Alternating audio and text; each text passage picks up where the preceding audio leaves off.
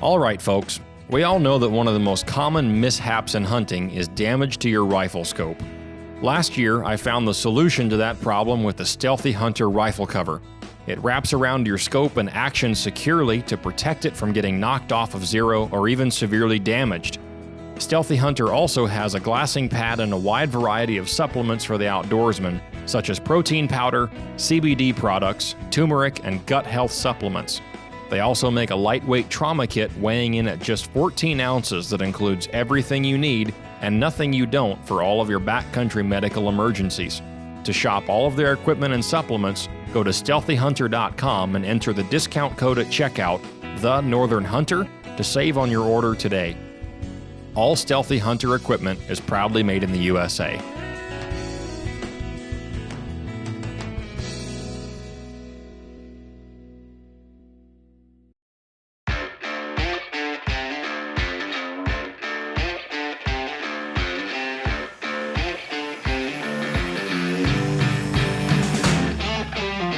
You're listening to the Northern Hunter Podcast, home of all things hunting, fishing, and outdoors in Alaska.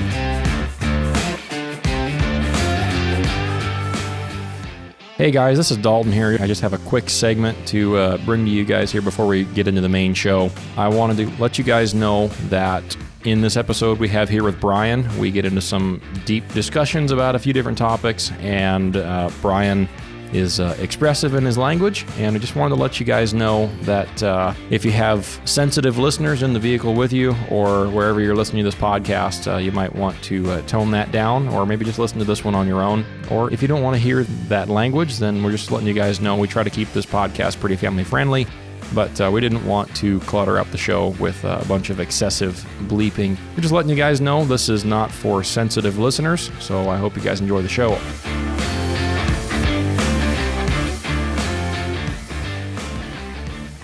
All right, everybody, welcome back to the show. I'm your host, James Payne, and I'm joined here with Northern Hunter co-founding members Dalton Gray. Hello. And Mariah Humphreys. Oh.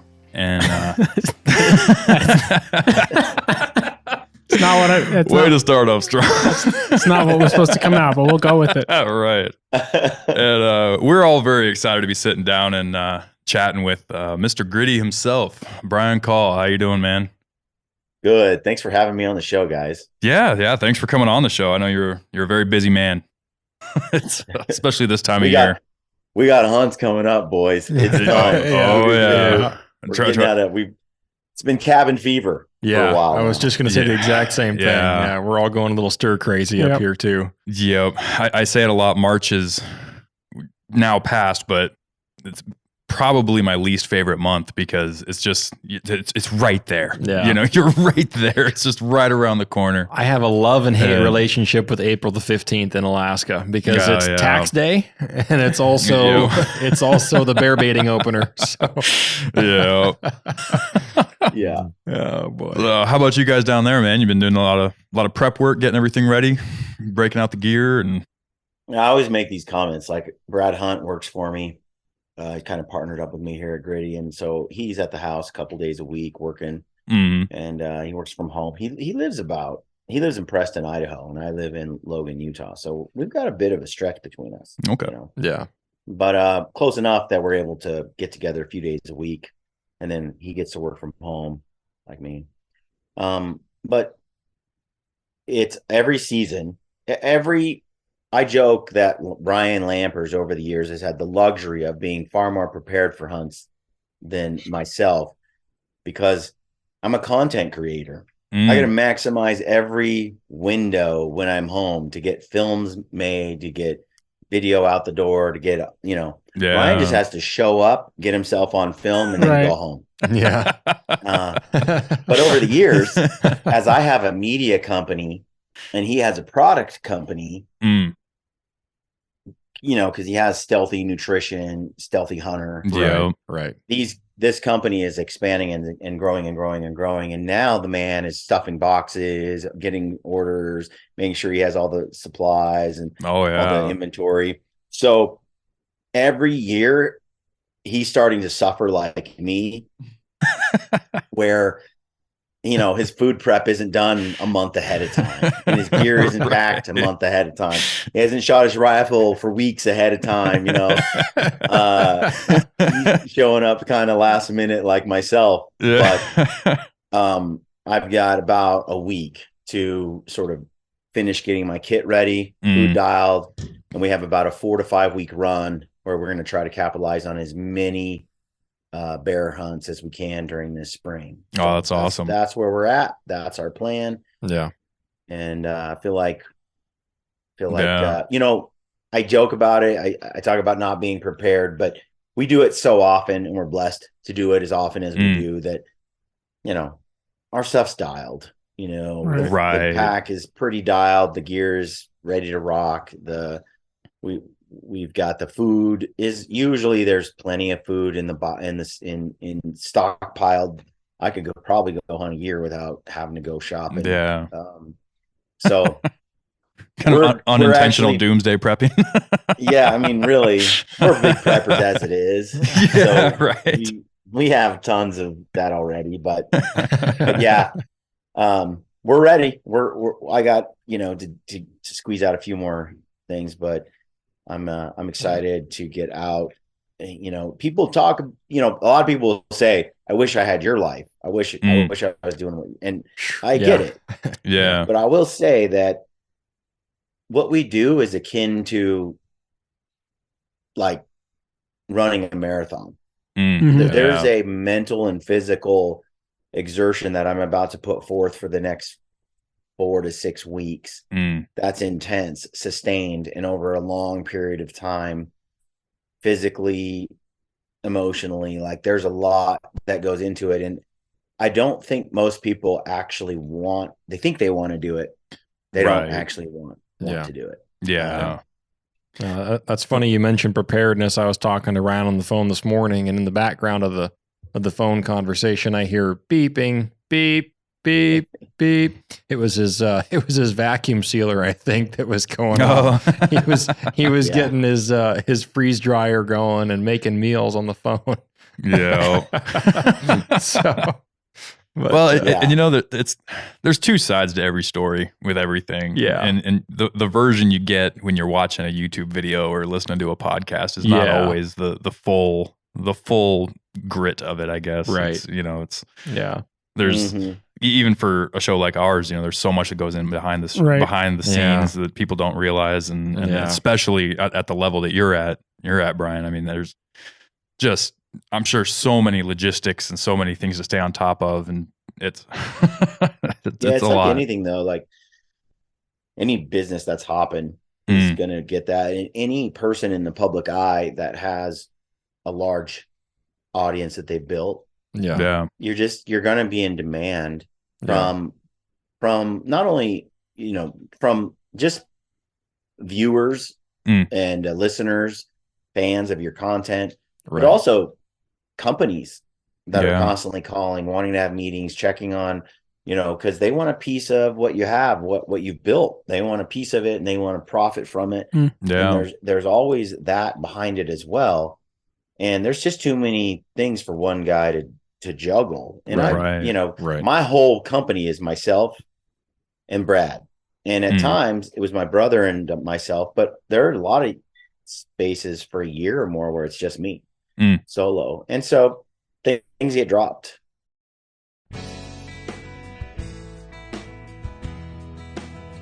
All right, folks, I want to take a second to tell you about a product I found this last year and have absolutely fallen in love with. It's the Stealthy Hunter rifle cover. I used one on a recent black-tailed deer hunt in southeast Alaska, and it did a great job of keeping the saltwater and debris out of the action and also protecting the scope on my rifle from getting knocked around and damaged. On top of all that, the carry handle made it easy to transport the rifle to and from the boat during the hunt. When it got wet from rain and ocean spray, I hung it up at camp to dry at night, and it was always dry in 20 minutes or less. Stealthy Hunter also offers a wide variety of nutritional supplements for the outdoorsman, such as CBD oils, essential vitamins, turmeric, and bone broth. In the gear shop, they also have a lightweight first aid kit, glassing pads, and stuff sacks to organize your gear and your pack. Go check out Stealthy Hunter's website and use the code TheNorthernHunter at checkout to get a discount on your order today. All Stealthy Hunter equipment is proudly made in the USA.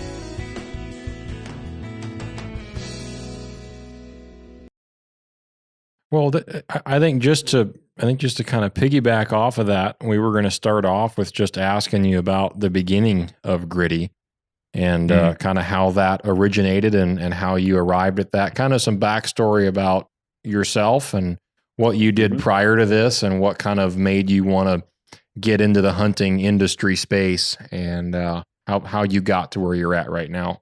Yeah. Yeah. So I'm 48. I started Gritty technically in February 2015. Okay. And so right at the beginning of 2015. Okay.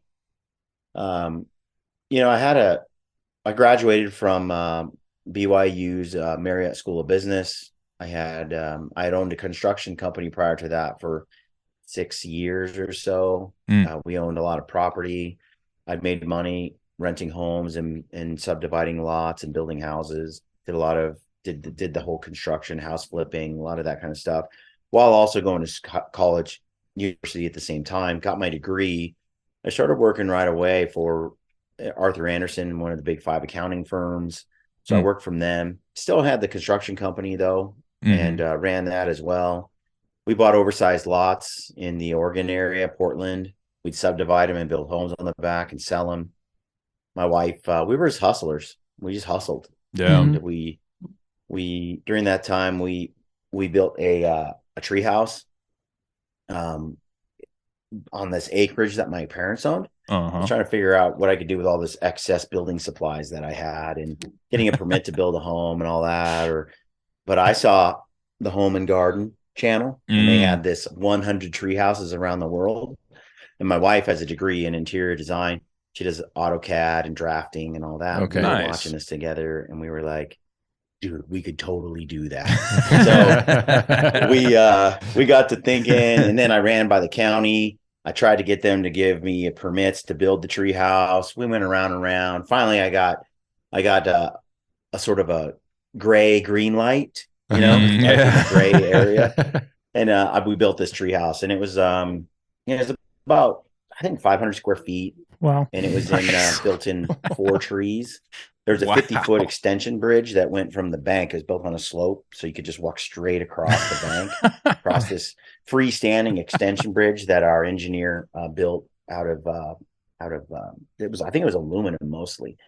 And then we lived there like 8 years. It allowed us not to have a house payment, which was pretty sweet. Had double French doors, and it had a 9-foot deck outward by 25 feet long.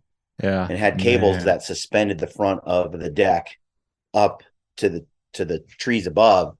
So you were living like the Swiss Family Robinson. Swiss Family Robinson. Dream. Oh yeah, full on Swiss Family Robinson. That's awesome. I'll show you guys a picture after the podcast is over. Suzanne is awesome. She's my wife. We got married in 1997. She was cool about the whole thing. She's game for all my crazy ideas. She's just like, sure, babe. Yeah. Whatever you want to do. So otherwise, I wouldn't have done half the stuff I've done in my life, probably, if I didn't have the wife that I have. Right. So grateful to her. She's been awesome.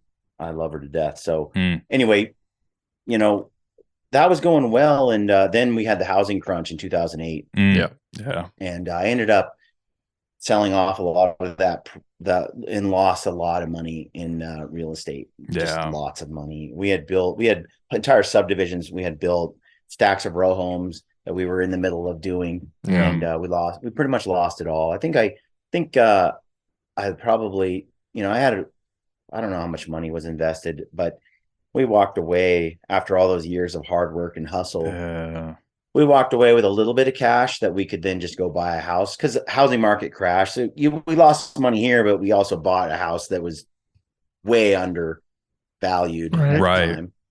We still lost though in the end overall, but it was, you learn.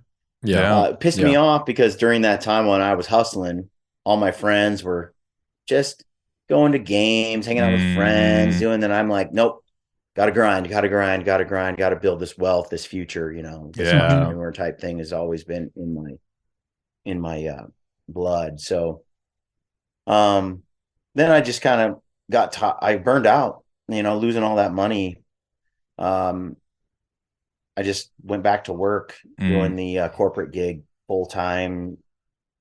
Had a great accounting and finance. I became the IT change manager at a big Fortune 500 firm. And I was there like another 8 years or so. Okay. And during that window, I got bored. I went to the gym a lot. I went hunting. I went to the beach. I played. I worked from home 3 days a week. Really, I only put in a couple days at work a week. Yeah. And I coasted with a big fat income. And that was great. And what happened is my wife got cancer in 2014. And now I had filmed my hunts for years, just for fun. I'd always been carrying a camera. I'd always document those adventures. And then when I came home, I'd write a little book and put photos in it. I'd take photos of the hunts. I'd write stories, my buddies and I, and then we'd watch the film after the hunts were over. And then I had books. I have volume 1, 2, 3, 4 of these books that I would write. Yeah. You could, back in the day, you could write them and then get them published through like Blurb or something like that. Yeah. So it always kind of been my thing to document these adventures. And in the midst of all this, I was still going hunting any chance I could get, duck hunting, coyote, whatever it was, deer, elk. I mean, I was just trying to get out in the outdoors as often as I could. And then when Suzanne got cancer, just prior to that, about 8 months or a year before that, I had sold everything I owned to get out of debt. I'd done the Dave Ramsey get out of debt plan. Yeah. I'm in the middle of that. I had savings, 3 to 6 months worth of savings. I had 401k, other investments. Things were good. We owned everything. No one owned me. Yep. And it gave me a lot of freedom. She got sick. I had been filming hunts. I went to a full draw film school. Okay. At the time. Nice. With Cody Kellum from Born and Raised Outdoors. South Cox was there from Stalker Stick Bows. Yeah. Jason Phelps was there. Christy Titus was there. There was a crew. We I was making movies on the side. I was watching tons of YouTube videos and sort of winging it. Yeah. But I wanted to see what other people. I signed up for this weekend class, and man, it changed my life. I mean, the second I saw that, and I kind of had a natural ability to do it, and it was pretty evident over the weekend. It really gave me a lot of confidence. A few months later, probably 6 months later, I made a film for the Full Draw Film Tour, and then my wife got cancer, and then we were going through that. Meanwhile, the film was in the tour, and the film was killing it. People were like, best film in the tour. And I think 3 or 4 years in a row, Born and Raised had won the best film of the year. They were kind of the undisputed kings. All of a sudden, this movie that I had made, my very first attempt, it was everyone's favorite. And then I ended up at the end of the year, which was like January of 2014, I won the tour, got a big check, got validation. People wanted to know who I was, what I was doing, see me make more movies. And Susanna just finished 6 months of chemo, and which was that's a whole different story, and kind of at that time, when she was sick, and I had 3 young girls at the time, and I was kind of a single dad at the time because she would get her chemo, and then she was so ill she couldn't get out of bed. Yeah, that's a heck of a crucible to go through. Yeah, and then the kids were young, so I was doing a lot of stuff all at the same time, juggling stuff, and nothing. All of a sudden, the job, the career, the savings, the future, all that stuff I was building for just didn't mean anything to me anymore. Yeah. It was like it had zero value to me. Like, it was so eye-opening to realize that all the hustle I had gone through over the years meant nothing to me. If I could just be with my wife and kids and spend more time together, that's what I cared about. Yeah. The adventures I had with my family and my buddies out hunting, those were the real treasures. And all the hours spent building houses and construction and doing the job and hustling, just meant zero. I mean, it just all kind of came crashing down on me. And I hit this period of I didn't let my wife know or anyone know. I didn't let anybody know. You know, you're the father, you're the husband, you're supposed to be the person that, shows no fear and brings everybody through. And so that's what I did. Yeah. But inside, I was bitter. I was mad. I was angry. Yeah. I can only imagine. I didn't want, I went through some dark periods there as she would go through personally, just inside. And as I was dealing with that and going through it, seeing her get sick, not knowing if she would make it or not. And she was only 35. It just felt unfair, she's young. And so, at that point I decided, I kind of got through it. I realized, at the end of the day that I would never go back and change anything, like, oh, you could marry someone else and then you wouldn't, let's say, and you live with them the rest of your life. It's like, no, I would have gladly taken this window I had. Yeah. There's no other option, no other, Right. So for me, I said, well, then quit bitching about it. Yeah. This is, if I could go back, I wouldn't change it. Right. Yeah. And so how, there was an acceptance I came across too, to say, okay, God, I guess we'll do everything your way. And I won't change my faith in the end of the day. Right. Yeah. I'll still believe. I'll still, I'm still going to go the only way I know how, and the way it feels in my heart. So quit being a baby, Brian. Man up, grow up, get past it, like deal with it. It's what it is. Accept it and roll with what you can change, but change what you can change, but roll with what you can't. Right. And, be grateful, because I've had a blessed life. Yeah. So at that point, I was in a good place mentally, and as it looked like she was going to pull through, and the prognosis got better and better. The chemo, she responded really well to the chemo. Good. So I started to look forward, and I started to say, what I'm doing with life. I honestly, without the cancer experience, I don't know if I would have done anything different, because I had a good life. Yeah. I had a really good life. You know how they say, if you're an entrepreneur type, like contentment is the enemy of greatness, right? Right. Like, exactly. I liked my job. Yeah. I got paid well. I was flexible. I was in a, I had it made. There, I could just go 9 to 5, hunt weekends, hunt, vacation. I had 5 weeks paid vacation a year. I could make it swing like everybody else. Like, there's no need to change anything. And I felt no pressure to get out of the job. I loved my job. I had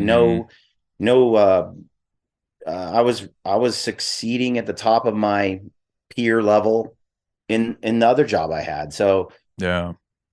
But after going through the cancer, my priorities had switched, and I wanted to do things that were much more meaningful in life. Right. And the financial and the business success started to mean very little to me.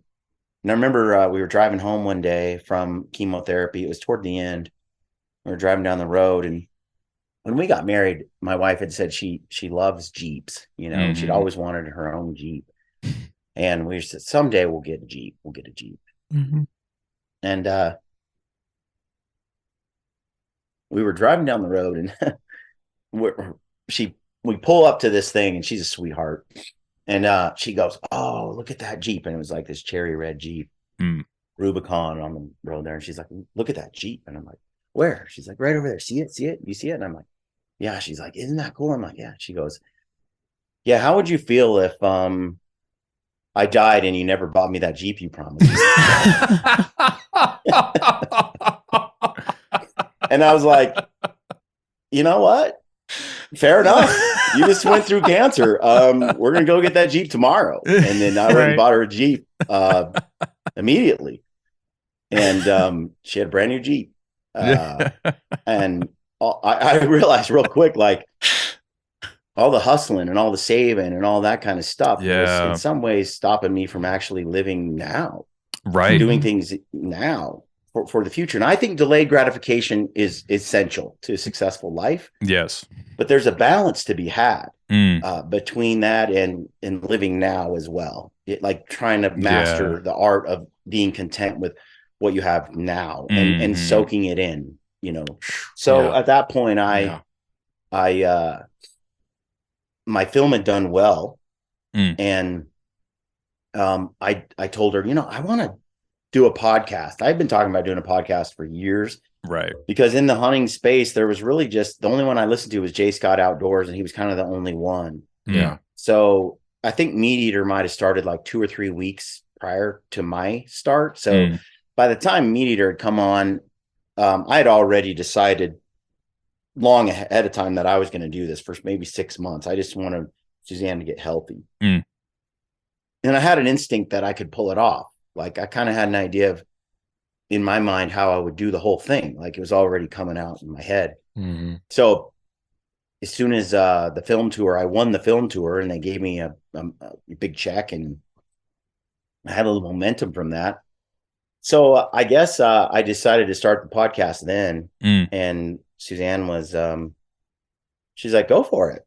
Yeah. And it was a hobby. It was really a hobby. I at that point, I still had no intention of leaving my job, but I wanted to be better at filmmaking. I wanted to be better at photography. I wanted to still have a hobby on the side that I felt was meaningful. Because I got to tell you guys, before that, every spare moment was a little bit of vanity. You know, I was going to the gym, I was working out, I was playing basketball in the city league.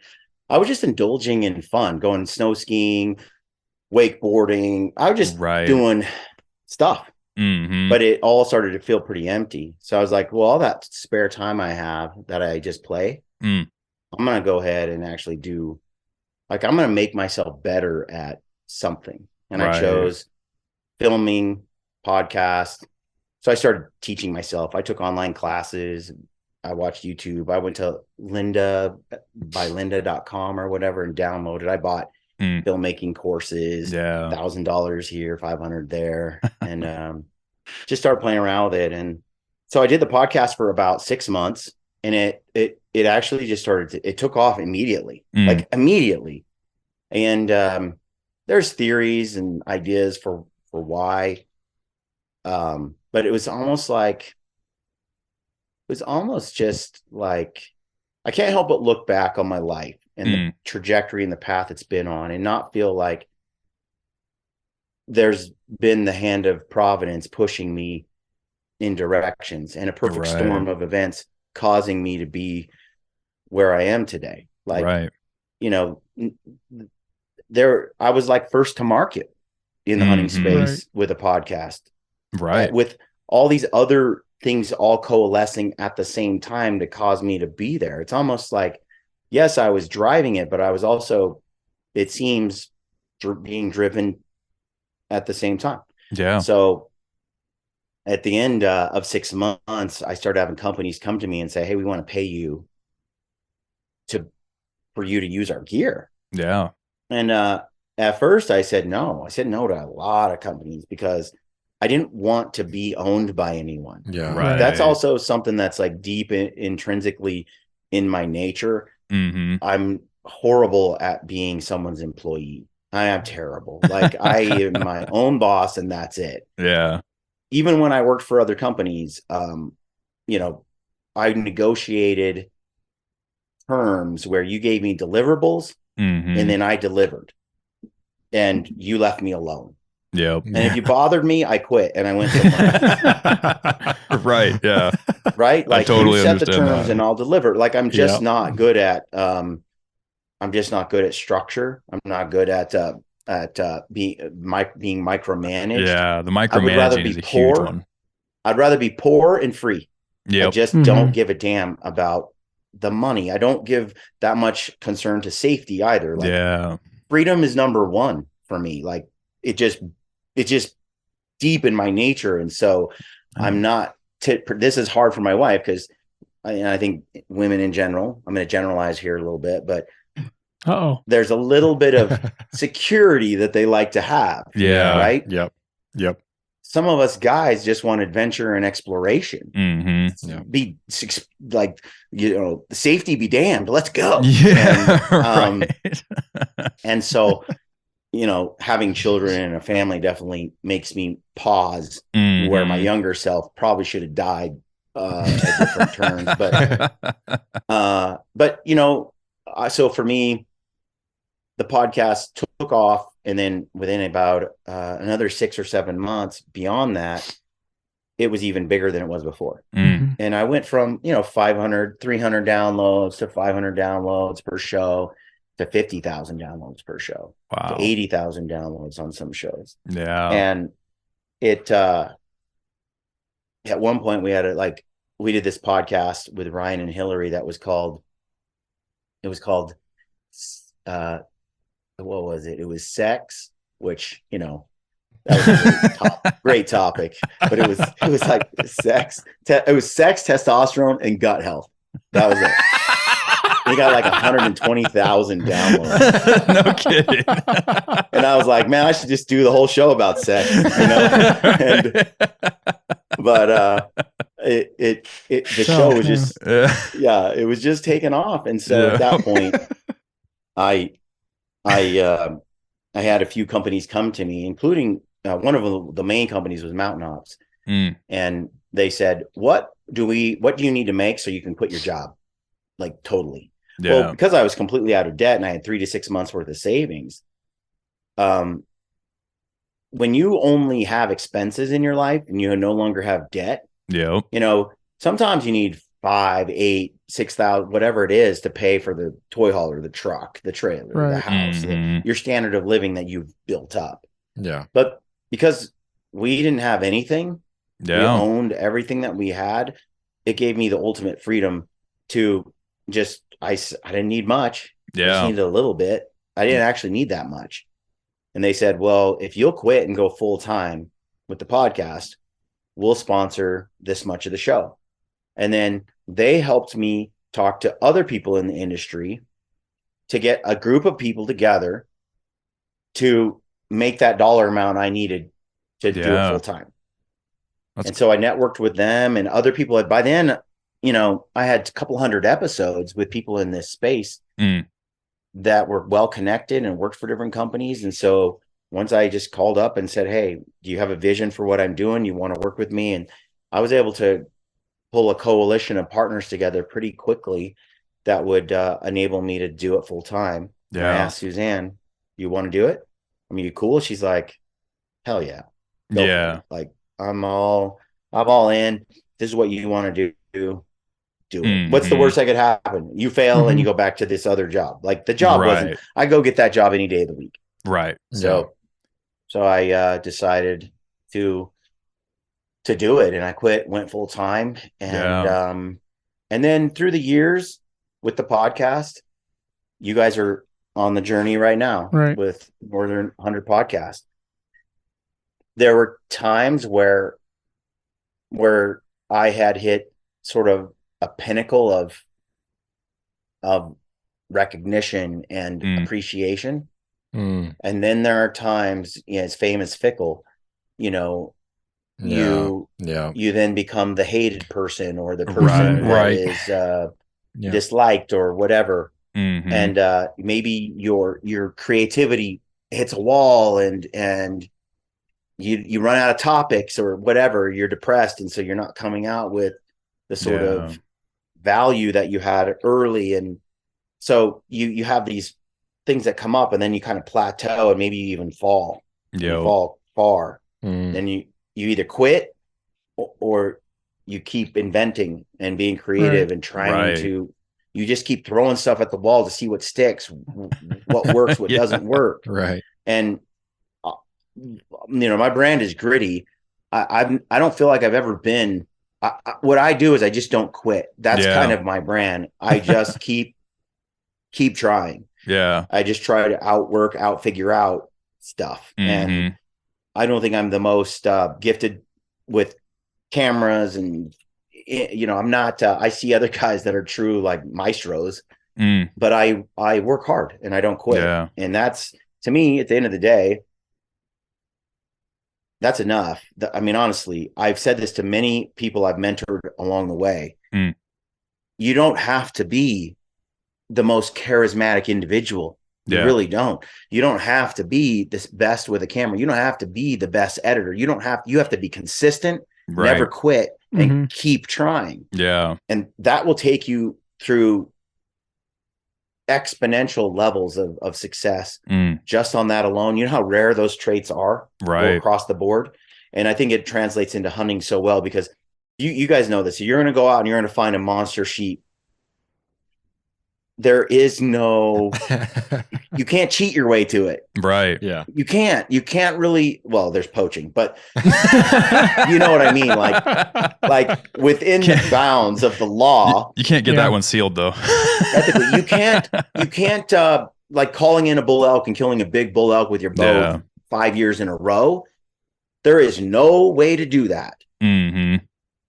Unless like nature is the boss. You have to win.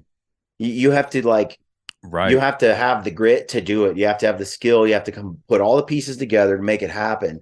And there's no, I mean, it's one of those endeavors that truly teaches humility, because one time you can just be on top of it, and then you can just fail after fail after fail, and try to dig yourself out.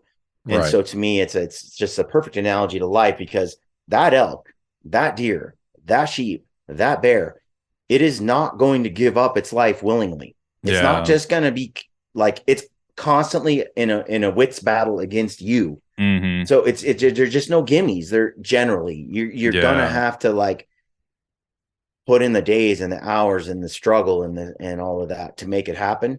And it's the same in life, in some sort of way. And so I feel like I have peers that I've come up with that are millionaires now.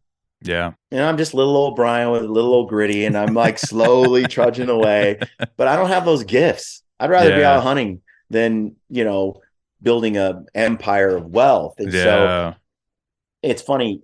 I don't care about that. Right. What I like is that freedom to do what I do in my space. So that's kind of how the podcast came to be. And one of the things about the film was I just had to keep being creative, because the podcast hit a plateau. And I felt like to really showcase all the parts of what gritty is, I needed to be able to film, to make film, to go. So the film for me and the podcast are hand in hand. And my primary love was the film. Yeah. The podcast was kind of just a staple, a vehicle, but the real passion was always making movies. All right, folks. We all know that one of the most common mishaps in hunting is damage to your rifle scope. Last year, I found the solution to that problem with the Stealthy Hunter rifle cover. It wraps around your scope and actions securely to protect it from getting knocked off of zero or even severely damaged. Stealthy Hunter also has a glassing pad and a wide variety of supplements for the outdoorsman, such as protein powder, CBD products, turmeric, and gut health supplements. They also make a lightweight trauma kit weighing in at just 14 ounces that includes everything you need and nothing you don't for all of your backcountry medical emergencies. To shop all of their equipment and supplements, go to stealthyhunter.com and enter the discount code at checkout The Northern Hunter to save on your order today. All Stealthy Hunter equipment is proudly made in the USA.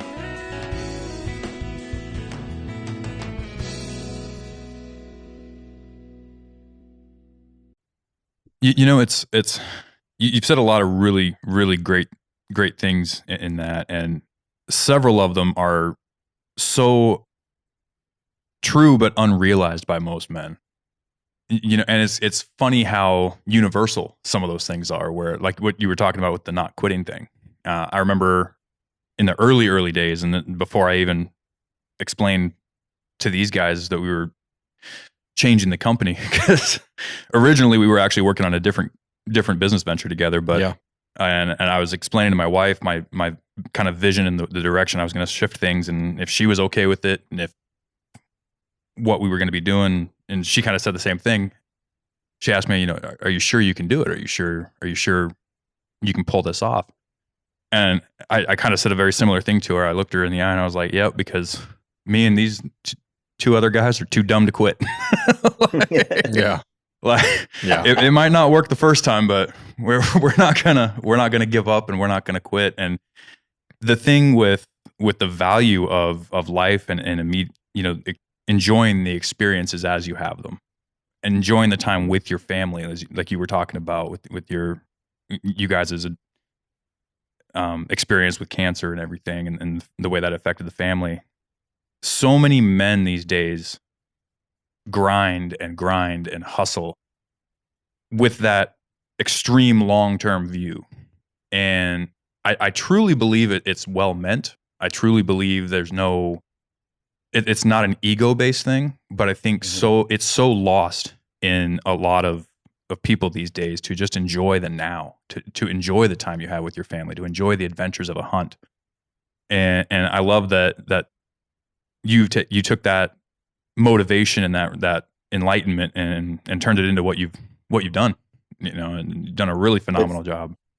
When you think about that, I think the trick to living in the now, the key there, because James, you just kind of touched on that contentment, you know, living for the future, delaying gratification. There's a lot of wisdom in that.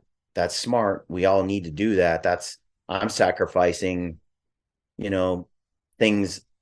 My mom always told me, never sacrifice what you want most for what you want now. So when I was dating, you know, she's like, hey, you know, what do you want most? And I was like, a loving relationship. What's my goal with dating? I want, what I want most is a woman that I cherish, that cherishes me, that we raise a family together. Like, what I want most is a best friend. Yeah. What I want most is an exceptional woman. Well, what do I need to do to have the most exceptional woman? Perhaps, you know, saving myself for that one woman. Then that meant giving up what I want now, which is, you know, I like sex. So giving up that with multiple women, maybe I give that up now for what I want most later. Yeah. Right. Yeah. Right. And as a 16-year-old kid that wasn't half bad looking, it was a struggle, right? It was a challenge. It was a decision though that I made. Yeah. And throughout the rest of my life, I'm sacrificing what I want in the now for something I want later, that I want to be more. So how do you balance that? How do you juxtapose that drive with being happy today, being content today? Because they're two things that go against each other. Being okay with how life is today and just rolling with it is against the whole, okay, I'm gonna take over the world and I want to achieve all these things and I'm gonna sacrifice everything now for the later. They are two sides of the coin, right? So for me, this is how I think. And I think Suzanne's cancer really brought this home for me. I practice thankfulness. I practice gratitude, like actively every day. Every day I inventory the way things are.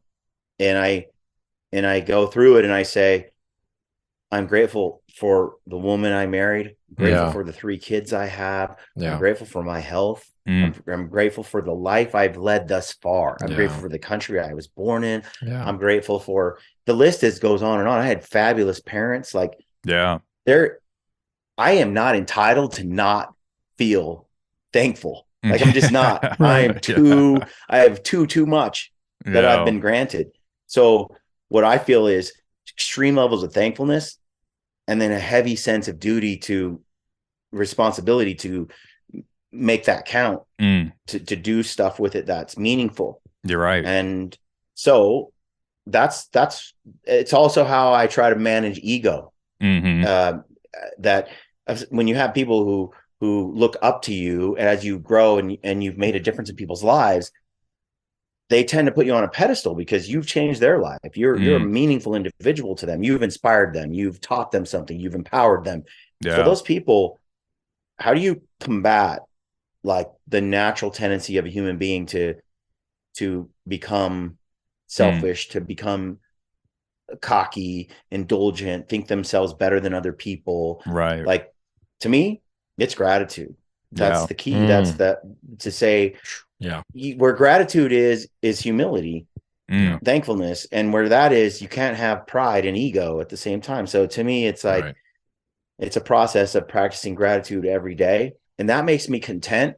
For where if I were not to get anything else the rest of my life, or if I were not to grow at all, if things were to just unravel now, if I got sick and died tomorrow, I'm content to a degree, because man, it's been a wild ride and I'm thankful for it.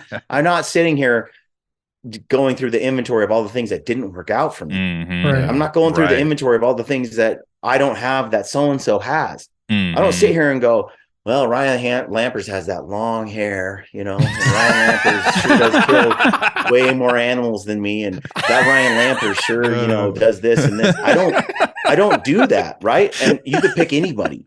I could sit here and stoke the fires of jealousy with that handsome man all across the board. But at the same time, he could do the same thing in regards to me with my life and the direction I've gone. Right. The key is that comparison is the thief of joy. I don't compare myself to others other than as a benchmark for competition, but I measure myself against myself. And I am grateful for what I am and who I am. And I don't dwell on this inventory of things I didn't get. I don't go through this grievances, process. It's just irrelevant to me. It doesn't matter. It's pointless. It's a waste of time. I focus on all the great things. It's the glass is half full. And every time I do that, I just don't feel sorry for myself. And it is something I've cultivated since I was a kid. And sometimes you get a little, you're not at your best, but I look at other people who suffer from depression, and I swear to you, they are stuck in those circles of thinking about all the things that they didn't get in life, instead of all the things they did. One time, we had a friend that did not have the best. She had terrible parents. She had, drug addicted parents. She had a tough life. She had a tough go, and she came to live with us. And she was probably 15, somewhere in there. And my mom is an incredible woman. She had me when she was like 16, 17. She was, she was a pregnant 16-year-old. And she has 8 kids, and she is a tough woman. She's sitting there, and she's she has this sort of adopted kid that comes into the family, and this kid was pretty rebellious, and she's telling my mom, remember they're having this fight, and she's like, well, I have parents who didn't love me, and I had this, and I had that, and this happened to me, and this was my dad hit me, and she's going through this stuff. And I remember sitting there listening to this fight, and I was like, man, I can't blame her for being the way she is. I mean, in some ways, I'm like, my my feelings were very much, I get it now. I guess you could misbehave. That's kind of what was going through my head, I get it. And my mom's sitting there and she's listening to her and she's going off and on. My mom goes, yeah, so what? Mm-hmm. And it was a punch in my face. I'm like, and she's like, so what? Yeah. So what? People have had it worse than that. And they still didn't act like a shit. Yeah. And it was like, whoa. Yeah. Whoa. And after that, she just said, you can decide who you want to be. Do you want to repeat all that stuff? Or do you want to stop using those as excuses and actually make something out of yourself? Right. What do you want to do? Yeah, it sucks. Yeah, it wasn't fair. Life ain't fair. Mm-hmm. Welcome to life. Mm-hmm. From now on, this is what you can do. If you want to be a happy person, this. Yeah. And stop sitting here thinking about all the things you didn't have. And instead, how about you be a little grateful for what you got? Yeah. Look at where you're at. Look at this. Look at that. Yeah. You're very pretty. You have this. You have that. You could have been this. You could be here. You could have been there. Yeah.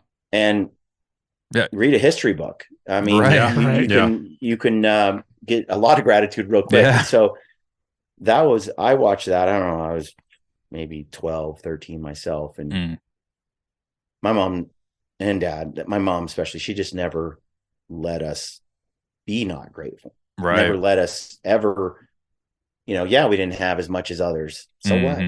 Then we had a lot of other things that we did have. And so to me, back to what you were saying, James, that is how I balance delayed gratification, striving for the future. Yeah. Trying to kick it. Like, I want to win. I'm competitive. I want to win, but I'm okay with the long, long game. Right. In the meantime, I'm still going to be happy and enjoy today for what all the things that I have. And you got to especially focus on that, especially in today's day and age of consumerism. And everybody wants the newest truck. Everybody wants the newest gear. Everybody wants the shiny thing, like what you were talking about, comparing yourself. And it's sad just how prevalent that is in all industries. Yeah. Well, if you're a student of history and philosophy, Marxism is simply, it's the grievance classes, and it teaches you the oppressed and the oppressor, and you're either one or the other. It's this binary, which it really makes no sense at all for anyone with any nuanced intellect at all. So this grievance idea of the oppressed and the oppressor, and all they've done with woke culture is rebrand Marxism. So instead of you being maybe a victim class in terms of finance and stuff, the proletariat versus the bourgeoisie, the working class versus the elites. Instead, they try to say, you have, well, your race is why you're this victim class, and or your sexuality, your gender is why you're in this victim. And then they teach kids, and in popular culture, to then identify yourself as a group, not as James, not as Dalton, not as Mo. You're a group, and with that group comes certain privileges. It's like there's a ranking, if you're white and you're a male, system. Right? You're the oppressor. And so to make up for that, you got to do these things. And then if you're in the other group, everything's against you. You'll never win. You're a victim, and you're teaching kids this grievance Olympics to sit there and say, well, this isn't fair. This isn't fair. This isn't fair. This isn't fair. Yeah. And the reason I suck is because none of these things are fair. You're teaching people to be completely malcontent with their lives. You're teaching them to indulge in pride and ego and narcissism. Yeah. If you can sit there and say to yourself, I'm in this position today because not because of me, but because of the system, because of class, because of you name it. Yeah. You can say, I'm here today because I'm shafted. Yeah. And then you can sit there and say, and that's just your pride, because you're going, I could have been as good as that guy if I was white, or if I was this, or if I had long hair like Ryan Lampert's, I could be as good a hunter as Tim. Like, you could just go through it, right, and just figure it out. Like, that's why I grew mine out. Was I figured it was a sign of success. Like till Delilah comes along, and then you're screwed. Nice. But well done. Thank you. I really do feel like this modern woke Olympics that we're in. Yeah. That's all that is. It's wokeness is just Marxism rebranded. It's identity and grievance. And unfortunately, that is not empowering. No, it's not. Yeah. It's the polar opposite, actually. Yeah. Yeah. And you know, it's amazing how it takes something as severe as like a near-death experience or a super awakening moment like that. I didn't have anything nearly as emotional going for me as what you had to go through, but the what kind of turned my eyes into that was I had a situation where I got stuck in a snowstorm way out in the middle of nowhere. I was dead to rights, and I knew it too. And I mean, the storm was so bad that it was like getting sandblasted in the face with snow, and there was just no way I was getting out of there on my own. And luckily, I have some really good friends that live out in one of the villages, and they came and got me. But up until that point when I saw the headlights, they're coming through. You could just see it through the snow. I mean, as it was flying past, I had to literally lay back and think, man, I've had a good run. And actually think, and I literally thought I was going to go to sleep for the last time that night, and it changed my perspective 100% to what you were talking about with being grateful for what you have in the moment. Up until then, I'd been so obsessed with the next new gun, the next new truck, the next new this, the next new that, and it's just, man, I've had a good run. I have had a lot of fun. I've known some really great people, and that changes your perspective and how the culture today, like what you had just described with rebranding Marxism and how that's affecting people. I'm going to pull this back into the hunting world.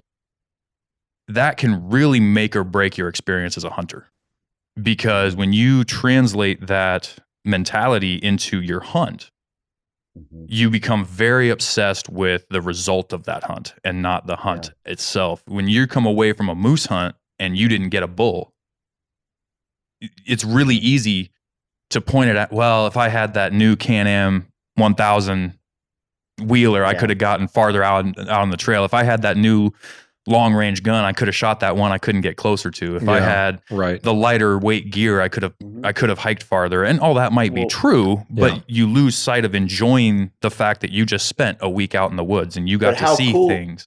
How cool is it, James, though, to approach that going, man, I don't have that, but maybe I can pull this off anyway. Right. Yeah. Like if that's your mindset, then the world is your oyster. It is. Everything can open up and you can do so much more. We talked about this when you were on my podcast, put you on the spot a little bit, saying, in Alaska, I've just been up there quite a few, and I've hung out with a lot of Alaskans, and there tends to be this bitterness toward, let's say, the successful YouTubing Utah hunter, right? Like there's this sort of like, that guy can't hold a candle next to me, but yet, 500,000 people follow him and want to know what he has to say.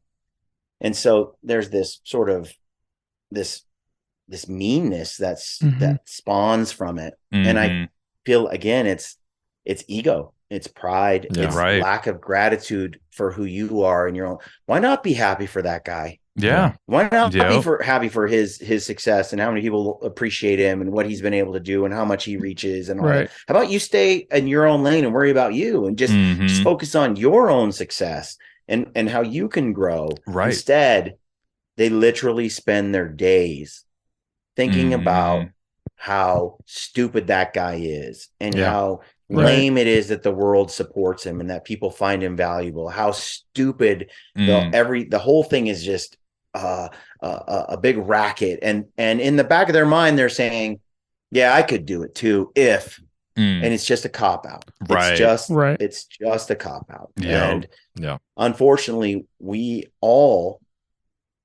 that's the only one stopping you from being successful is the guy that stares back at you in the mirror. Yeah. Nobody wants to confront that guy. It's easier just to wrap yourself up in the blanket of pride and say, nothing's my fault. Mm-hmm. Yeah. And why is all this bad keep happening to me? Why does it's the what do they call that? I'm totally blanking for words, but it's taking responsibility. Mm-hmm. Yeah. Rather than saying, why does this happen to me? Why is this happening to me? Why don't I have this? It's, I'm going to go get it. The problem with it too is like, if you take hunting as the example, hunting is merit-based, right? Oh yeah. So when a guy goes out and he does it with a recurve and you see him do it and you're hunting with a compound, you can't blame the compound anymore. Like, you can't say, well, I can't do it because, you know, I don't have the best compound. This guy did it with a recurve, right? Yeah. And so to me, hunting is merit-based, and you can either accept the fact that you're not very good at it, and that's why you didn't kill anything. Right. And use that as motivation to get better. And then you can progress. Right. Then you can get better. Yeah. But if you sit back and say, I didn't succeed because external forces forced me to fail. Right. How can you ever self-improve? It's like, and unfortunately, massive levels of our culture are steeped in this victim blame culture, and it's really, really, it's really toxic. I don't know, you know, if you read about, you know, World War II, and you kind of read the history of the Soviet Union, the rise of it, culturally, these are the same ideas, the wokeness and the same far left ideology that sort of brought that dark period on humanity to fruition. And so things repeat themselves. And we're kind of, our nation, our society is flirting with this as I think they drift away from, you know, from what made us Americans in the first place. I would almost say it falls back to like what you were saying with your mentality, where you don't like being owned. You don't like being told what to do. Yeah. You are going to be free at any cost. It doesn't matter. You would rather be poor and free than rich and a slave. Yeah. And that is the American attitude. That is what created this nation. It was the American attitude. Well, is because in many of us it is still strong, and it will come back. I actually do believe that the bulk of the nation doesn't believe these things. Isn't in this place. It's unfortunately the levers of power are steeped in it. You know, people say Marxism doesn't work and socialism doesn't work, communism doesn't work. Actually, it works really well. It works really well. It's actually a lie. That their goal is to make everybody's lives better, and then you get enough people to believe the lie so that you can then transfer the wealth to just a few controlling entities. You know, company I work for. I mean, there's maybe, I can't remember right now. Let's say there's 10 employees in the company that I work for specifically. We work in a building. My boss owns the whole building, and there's a few other businesses with other employees, but we're a manufacturing company, and it's all hard work. It's it's a little bit of assembly line in the manufacturing, but there's nothing really where you just get to stand there and not do much all day. It's physical. And in the wintertime, we pull a lot of the guys out of the shop in the warehouse and pull them in and like maintenance on the building, which is what I do, is just the building maintenance. But we've gone through, since I've worked here about 2 years, we've gone through at least a dozen kids, anywhere from 18 to 25, who, and the reason they're not working here for them almost for entirely is not because we didn't give them a chance. Okay, we had kids. We had one guy I tried to get to work here, and he worked with us for a few weeks. Was not a very hard worker, but I was working with him, trying to get him to that point because I believed he could. You know, and then we discovered he was doing. You know, he was clocking way too many hours and knew he was doing it. So, you know, he got fired. But other than that, almost everybody else was just making excuses. Yeah. Oh, well, I've got ADHD, so I can't I can't roll a paintbrush right, you know, or a paint roller right because I've got ADHD. I can't pay attention and think to do that. And it's just, yeah, exactly what you're saying. And to bring it back to hunting, a lot of guys go out, and bear baiting is kind of the biggest thing, especially in the spring in Fairbanks. Mm-hmm. And I know a lot of guys that say, "Oh, I tried bear baiting and I didn't have any success." Well, they go put a bear bait out when they wait till all the snow's gone, which sometimes, depending on the area, that might be what you need to do. But they go put a bait out and it's there for a week or two. Oh, I didn't get any bears, and they pull it. They don't take the time. They don't put the work in. Yeah. And, a lot of it just comes back to putting in the work.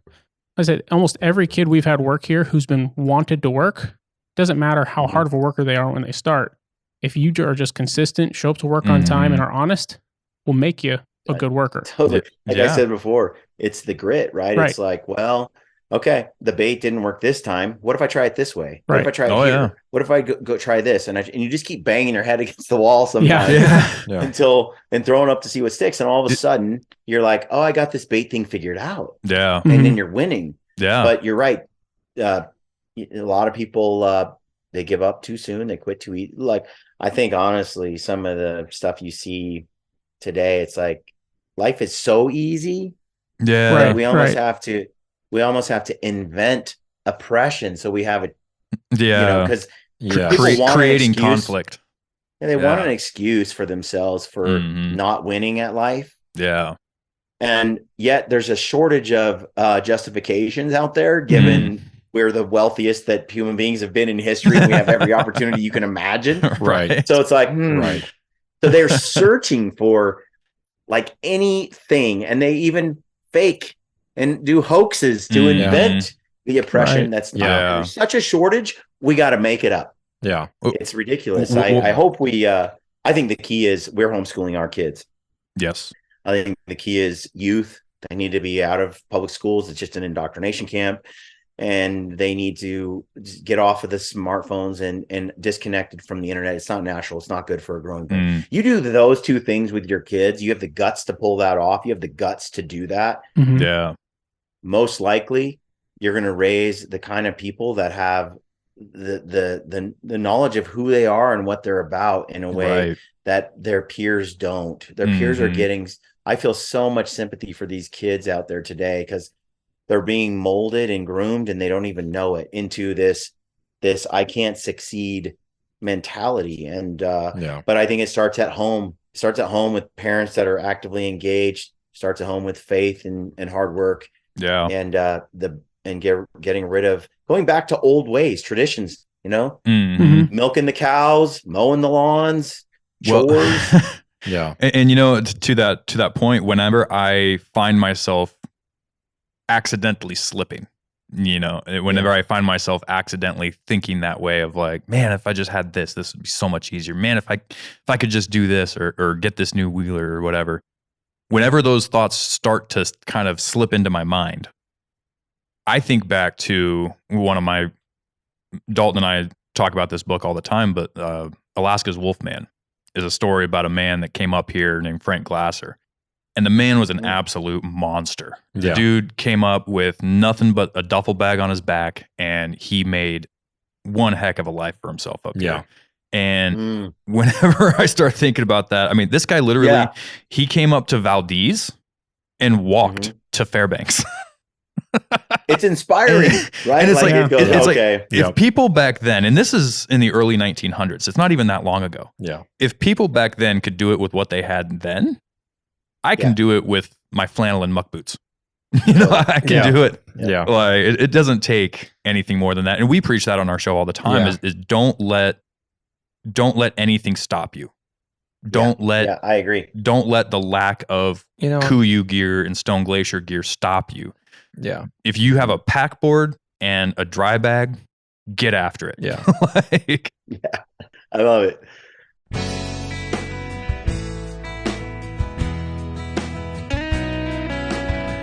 Hey guys, if you've listened to the show for any amount of time, you've likely heard Dalton and I go back and forth about bullet construction, and how I like rapid expanding bonded core bullets that leave massive wound channels.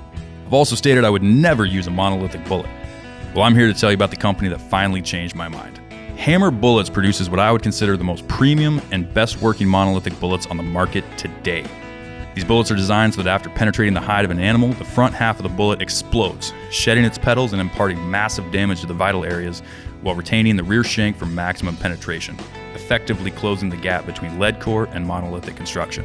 The guys at Hammer designed these bullets with 100% focus on how they perform once they reach their destination. But don't let that fool you. These bullets have amazing BCs and have specialized pressure grooves built in for amazing inherent accuracy. They have a minimum velocity rating of 1,800 feet per second, which allows for long-range shots but have no maximum velocity, making them perfect for every cartridge from your granddaddy's old 30-30 to the high-velocity rounds like the Weatherby 3378 without having to worry about your bullet failing. They've also recently partnered with Weatherby to provide factory ammunition for a multitude of cartridges. To view their expansive selection and find the perfect match for your hunting needs, go to hammerbullets.com to buy yours today and drop the hammer on your next adventure.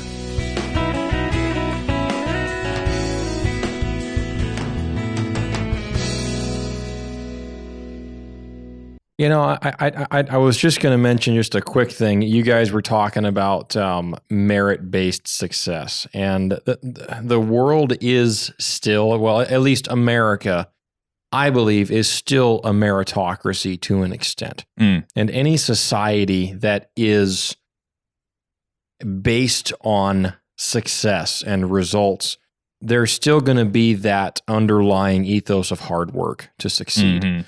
And if you look generally across the board of the most successful people in any given industry, the founders were extremely hardworking, and they provided thousands and sometimes tens of thousands of people with jobs and opportunities. And I think that as we have, as a nation, reached this point of industrial might, we've gone through so many years of relative peace. Sure, we've had the conflicts in the Middle East, and we're not going to get off into all that. But overall, America has not been at the breaking point of war for a long time. Well, because even with the conflict in the Middle East, we back at home were largely separated from that. You didn't have... And to this day, I mean, since 1941, in December, when Pearl Harbor was bombed, I'd correct me if I'm wrong, but that was the last attack of an actual force and a bombing and militant power. You had 9/11. Well, yes, but that was more of a terrorist event. But even then, since 9/11, before and after that, we've had 10, 20 years since that. And so Americans have had it so easy, and it's easy to just go to your job and you just clock in, you do your job, you clock out, and life just becomes mundane and a big routine. And like you mentioned, Brian, it's easy. Well, like your first job, you know, it's easy just to get caught up in the wealth management mindset. And there's all these YouTube videos out there about, financial motivation, and there's speeches about it, and you too can succeed. And I love Dave Ramsey to death, but all the guy talks about is money. That's I think it's great to be on that mindset of getting out of debt. But not enough people focus on the experience of life anymore. And a lot, I mean, really the large majority of our heroes, if you will, in the outdoor space, there are heroes because of their experiences, because they've been able to relay what they've done. And Brian and Ryan, with your gritty, stealthy platform, you're able to produce content that inspires people to go have experiences. And we need to get back to that mindset that you don't, there ought not be this high barrier of entry into the hunting industry, because that's really the last thing that we have left to experience a life gone by, right? That's the only connection we have of what life used to be like 200 years ago. There's no other way to do that.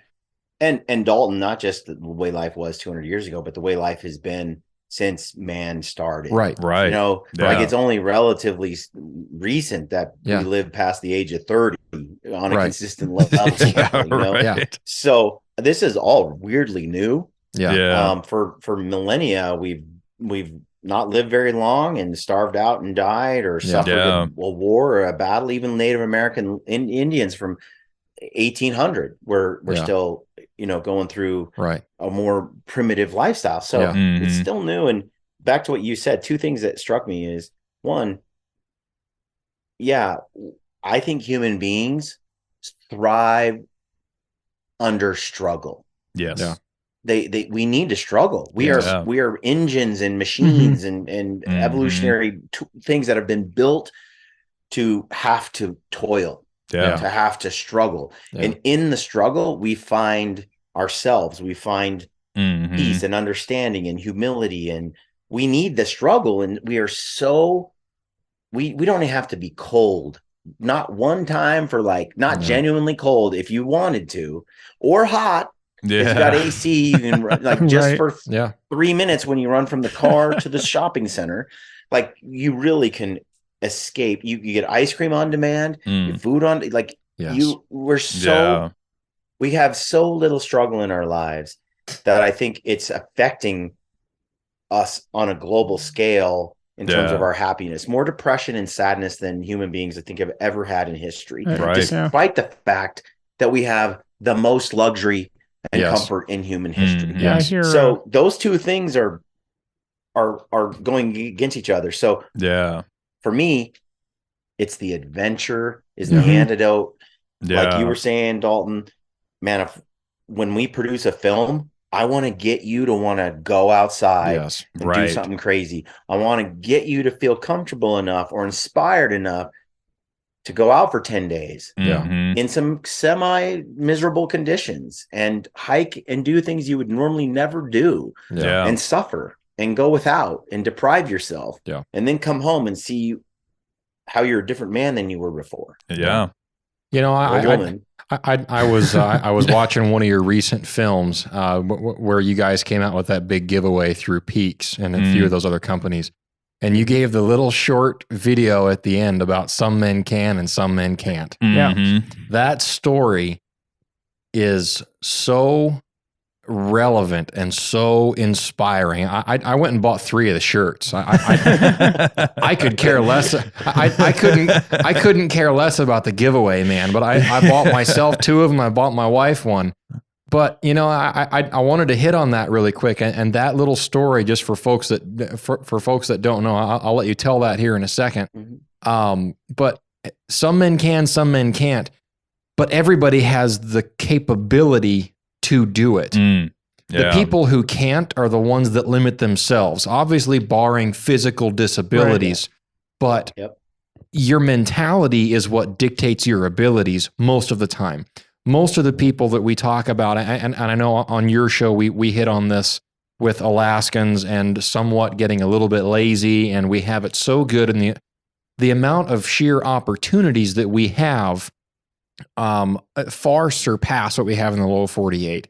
And it's easy for us Alaskans to just kind of sit back and just rest in the fact that, well, I can do a sheep hunt next year when I'm more fit, or I don't have to climb that mountain to kill a bear, or why would I walk a mile to shoot this caribou if I can just ride in there and shoot him? And if he runs off, then who cares?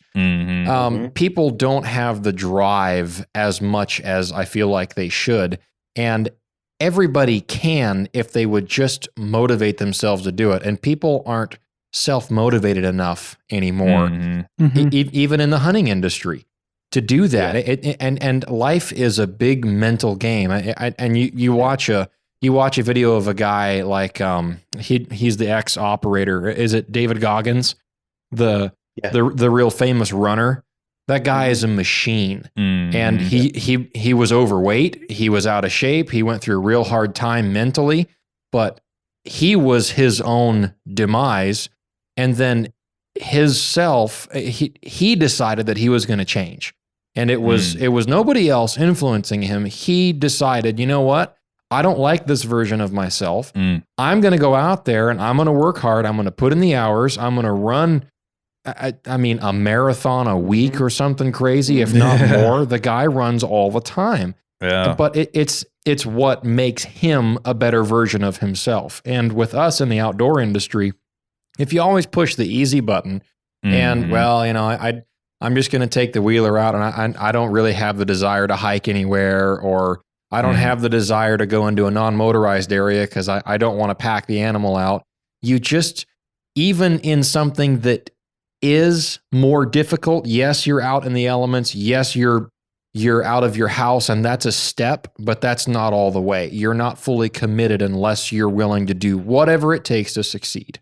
Anyway, I mean, just revert back to that story about some men can, some men can't, and just tell folks what that is and just kind of the backstory of where that T-shirt idea came from. It was one of my first hunts with Ryan Lampers. It was 2019, and we went to New Zealand together. And I was in the middle of trying to figure out how to make better films than I had made before. Yeah. And I had done a hunt where we shot 5 bears with 3 guys. Yeah. You know, in a short hunt with Ryan. It was the very first like serious hunt I had done with Ryan. It was a bear hunt, and 5 bears in like 6 or 7 days or something.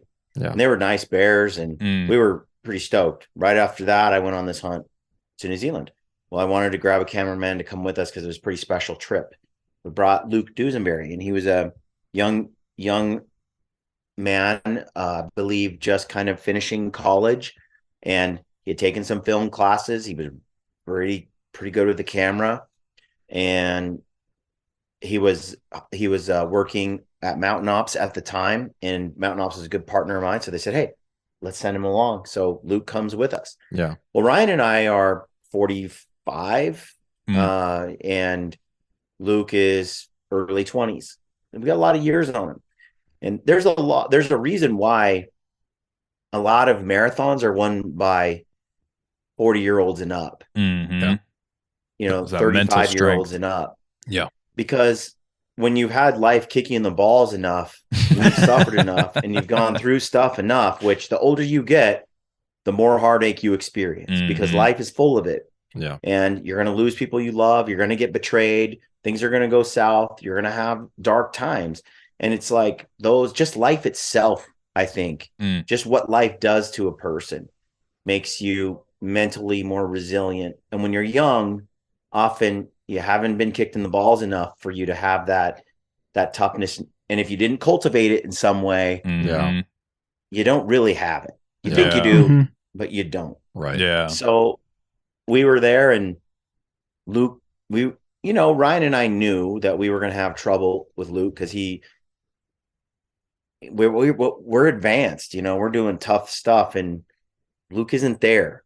So we were pretty gentle with Luke overall, but we were still pushing it. And there were a number of times throughout the trip where, I was impressed. He dug deep. He did the thing, even though he didn't think he could. Yeah. One time, a couple days before this, we had climbed down a mountain, and it took him. I got down in 30 minutes. Ryan got down in about an hour, and Luke got down 4.5 hours later. So we're packing the chamois out, and it was boulders, and it was nasty, and it took forever. Luke, it was rough on Luke. Well, we saw a tar a few days later at the top of this mountain, and it was steep. I mean, it was straight up, and it was at the pinnacle of this mountaintop. Yeah. Ryan and I didn't hesitate. We're like, well, I think we can get there. We'll find out. We can navigate here. So one foot in front of the other. But we came here to get a tar. Yeah. We're not going home without it. It's the only tar we've seen in like 4 days. So we're on it. And we're getting our pack loaded, and we're getting ready to go. And I was looking at it, and it looked fairly doable to me from the ground where I was at. Luke is sitting there, and he's not packing up his stuff. And I look over at him, and he looks at me, and he goes, Brian, I don't think I can do that. I don't think I can climb up there. And I looked at him for a minute. I just was looking at him. I was like, I didn't quite know what to say. Right. Yeah. And I stared at him for just a second, and I was like, my attitude was, maybe you can't, but you sure as shit should try. Yeah. What you're going to quit before you even get halfway up? Yeah. Also, like, what? I didn't want to just give him a free pass because I want to see him become a stronger man tomorrow than he was today. Right. To push him. Yeah. Yeah. So I looked at him and I said, well, Luke, you know what? And he looked up to Ryan and I. You know, he had admired what we had been able to do in our past and what we had built so far. So he had wanted to impress us, and he wanted to keep up. He was a college athlete. You know, he had some, he had it in him. Mm-hmm. So I just told him, I said, well, Luke, some guys can, some guys can't. Basically, which one are you? Yeah. You know? And we grabbed our stuff. Ryan didn't even look twice at him. Looked at him and was like, right, you have me and Ryan Lampers looking at you going, well, some men aren't pussies and some men are pussies. And then we just grabbed our stuff and started climbing the mountain. And that was, and I didn't look back, and I started climbing the mountain, and we just left him behind. Yeah. You know, there's a cabin back there or a hut, you know. Yeah. Right. Good luck to you. We'll see you in a day or two or whatever it takes. Right.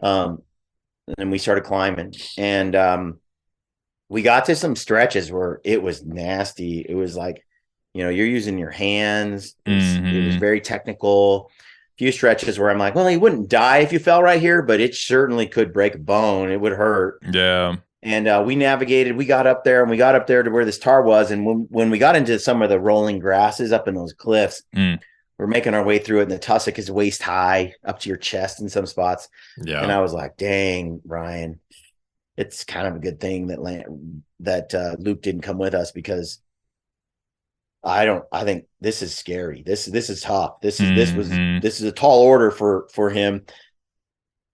You know, we picked our way through.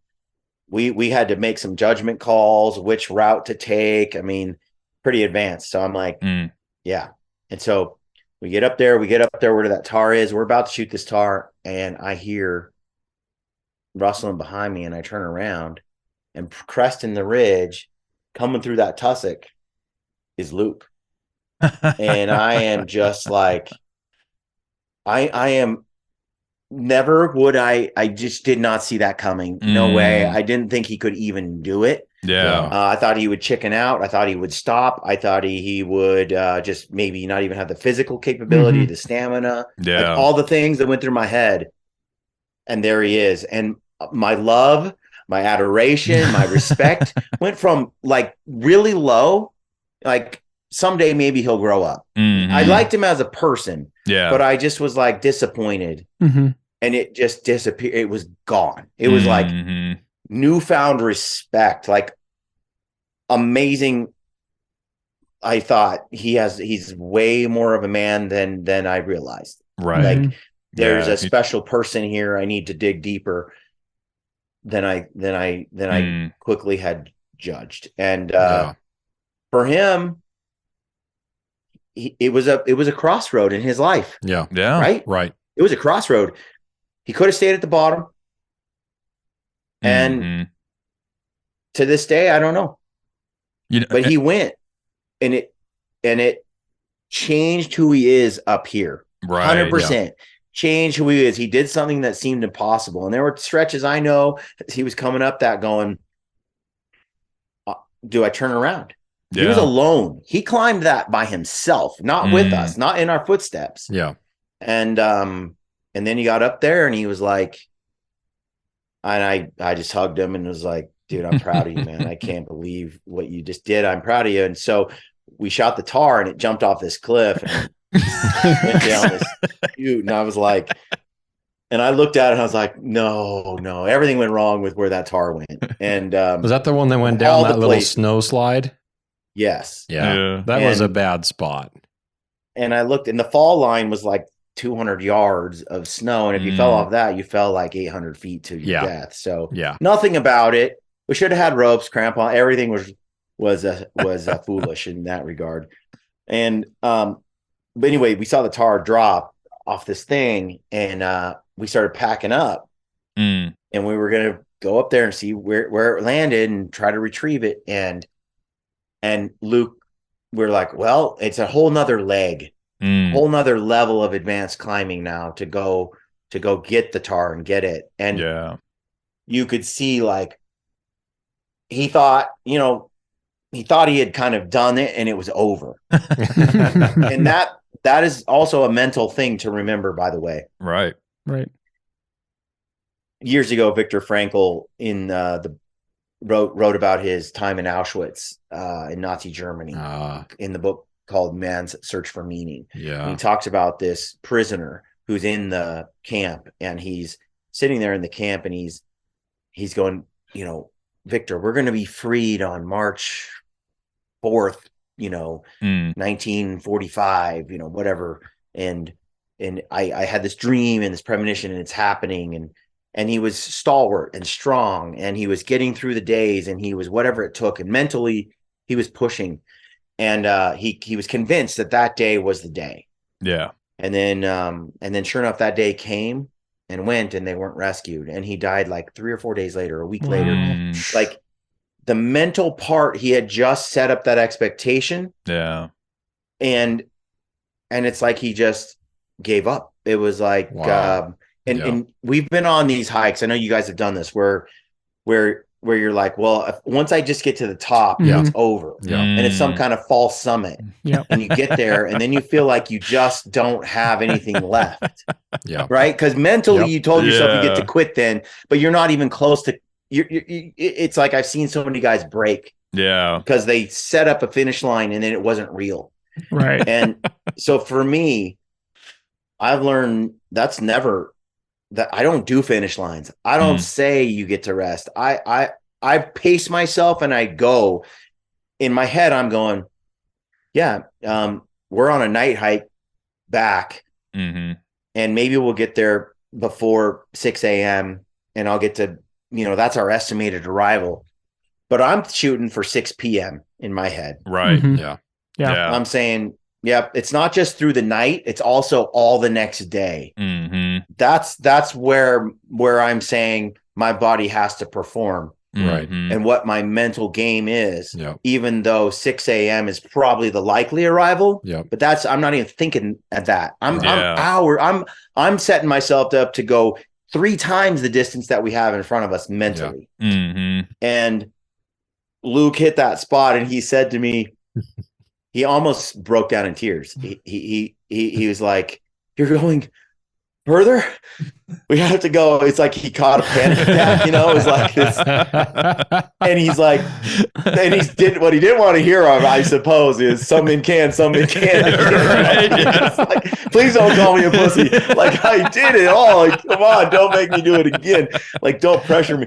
I felt bad at that point. I was like, Luke, you have more than done enough, man. You're a stud. Like, and we found a little chute that I felt was safe. It was just a total snowshoe. It was nasty, but you could safely just slide on his butt the whole way down. And there's no danger to your life at all, because it just you're going to be wet and cold, but it was totally this safe little, I'm like, because he was like, I don't know how to get down. And I'm like, start going down now and go down this chute. And he was like, oh my gosh. Yes. So he wiggled his way down that chute for like 2 or 3 hours. We could see him, a little dot, the whole time we were kind of watching him over the hours. And he was almost to the bottom just as the sun was going down. So we knew he had made it to the wash at the bottom. And he was just going to walk through the rocks down to the hut down there. And so we kind of had chaperoned him from afar the whole time as he went. But I was like, the whole time we were dealing with that tar and we were working our way down, Ryan and I were talking about him and what he had done. And from that day forward, he had our respect in a way that could never have been garnered otherwise. Right. And to this day, he's challenged himself and done things and put himself through things that he didn't know he could do. And now things are in perspective, right? You do a hard thing, something you never thought you could do, and you break through another layer of hard and another layer of hard. And that's that mental toughness process. Cultivating it isn't just physical. If you can do it physical, you can do it in the emotional times too. Right. Like it's important. It's important. Life is hard. You better start training your mind to handle what life is going to dish out. Yeah. You need to you can't just one day wake up and say, okay, I'm going to have courage and I'm going to stand up to the mob or to this thing. I'm going to stand by my principles in this moment. I'm going to do the thing that might cost me my career right now because it's the right thing to do. You can't do that in the moment that you're called upon to do it if you haven't won all those little battles and got yourself to that character to be able to do it at that time. And so prepare now for the strength you need down the road. And that's little things, you know? And I think men these days, kind of what we went back to what we were talking about with how life is so easy right now, is men need those crossroads, like what you presented to them. We need to be put in that situation of, we need shame. Exactly. You're either going to do this or you're not. And men need to shame other men into being better men. Tougher men, stronger men. It needs to be at that moment. It can't be go home and think about it and you know, let me know, take your time. It needs to be, this is where we're at. This is where we're going to go. You're either there or you're not. I've really come to dislike the saying in culture today, especially with guys, well, I'll get back to you, or I'll let you know. Obviously, within reason, if you have to make things work logistically, then that's one thing. But, you know, if you ask somebody, hey, you want to go on this hunt? We're going to backpack in. Maybe we're going to go on 15 miles. Maybe we're going to go 50 miles. I don't know. We'll figure out when we get there. Oh, well, you know, I don't know. I haven't really done that much all this year. I don't know if I'm in shape for that. Okay, you're not the guy I want. You know, don't call me in a week and say that you hit the stair climber for 5 days at the gym and now you think you're ready, because you're not. If you tell yourself that, you know what, I would like to do that. If you want to do it, then just get out there and get it done. Just commit and just do something tough. And it might suck for the first 3 or 4 days, but you'll work yourself into it, and it's all part of mental toughness. Well, and that's when I was first getting into hunting. That's exactly. It was anytime I got invited, it was, hey, Jay, you want to go on this?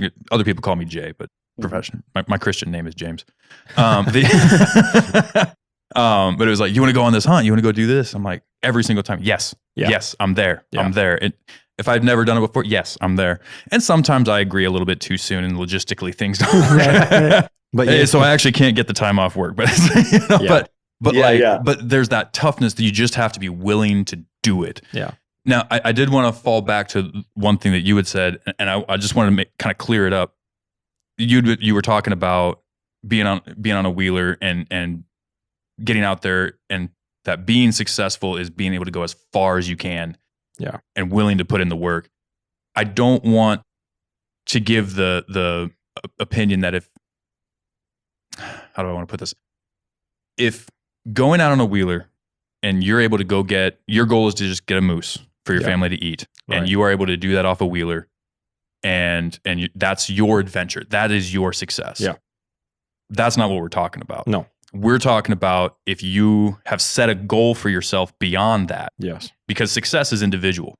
Right? What is successful to you might not be successful to the next person, or you might want to go 10 steps beyond what somebody else does, but it doesn't mean they're not successful for their own life and their own goals. So I didn't want people to think if you're going out and you're hunting caribou off a wheeler or something like that, if that's your mission, if that's your view of success, then have the gumption to go do it. But if you're going out and you're doing that and you're riding your wheeler around and you're not seeing any caribou or you're not seeing any sheep, how far are you willing to sacrifice? Don't use that as a crutch to be like, well, I just can't do it.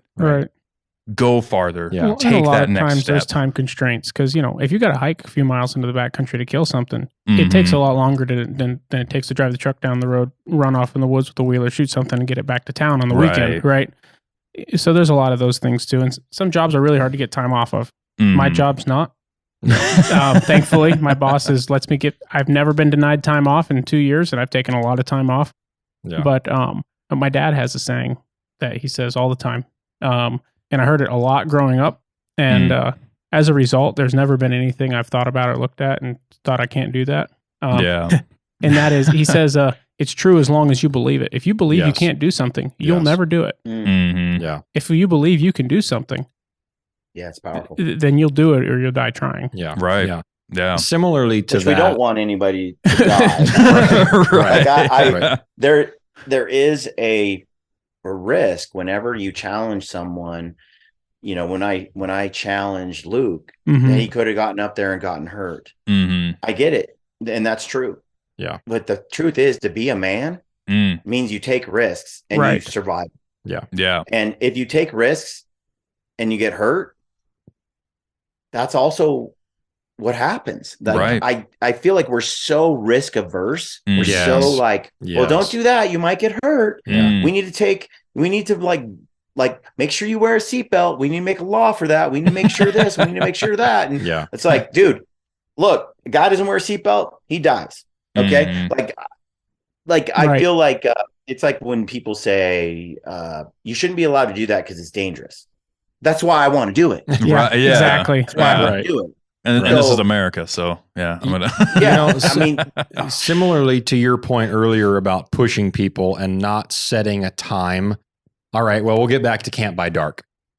Yeah. As a guide, I've dealt with that with a lot of different clients, and different age groups, and generally speaking, on the physical side, the younger guys that are in their 30s, generally, I don't have to deal with this as much. But a lot of people that are in their middle age or even a little bit older than that, they love to ask questions about, well, what's the weather going to be like? What do I need to bring? How far is it going to be for us to get to this glassing spot? How long are we going to be there? And that's how their life is outside of this hunt, right? And to their defense, to an extent, they oftentimes by that time in their life, they're a very structured person. They're obviously successful at something. If they can afford a hunt like this for, let's just say, brown bears.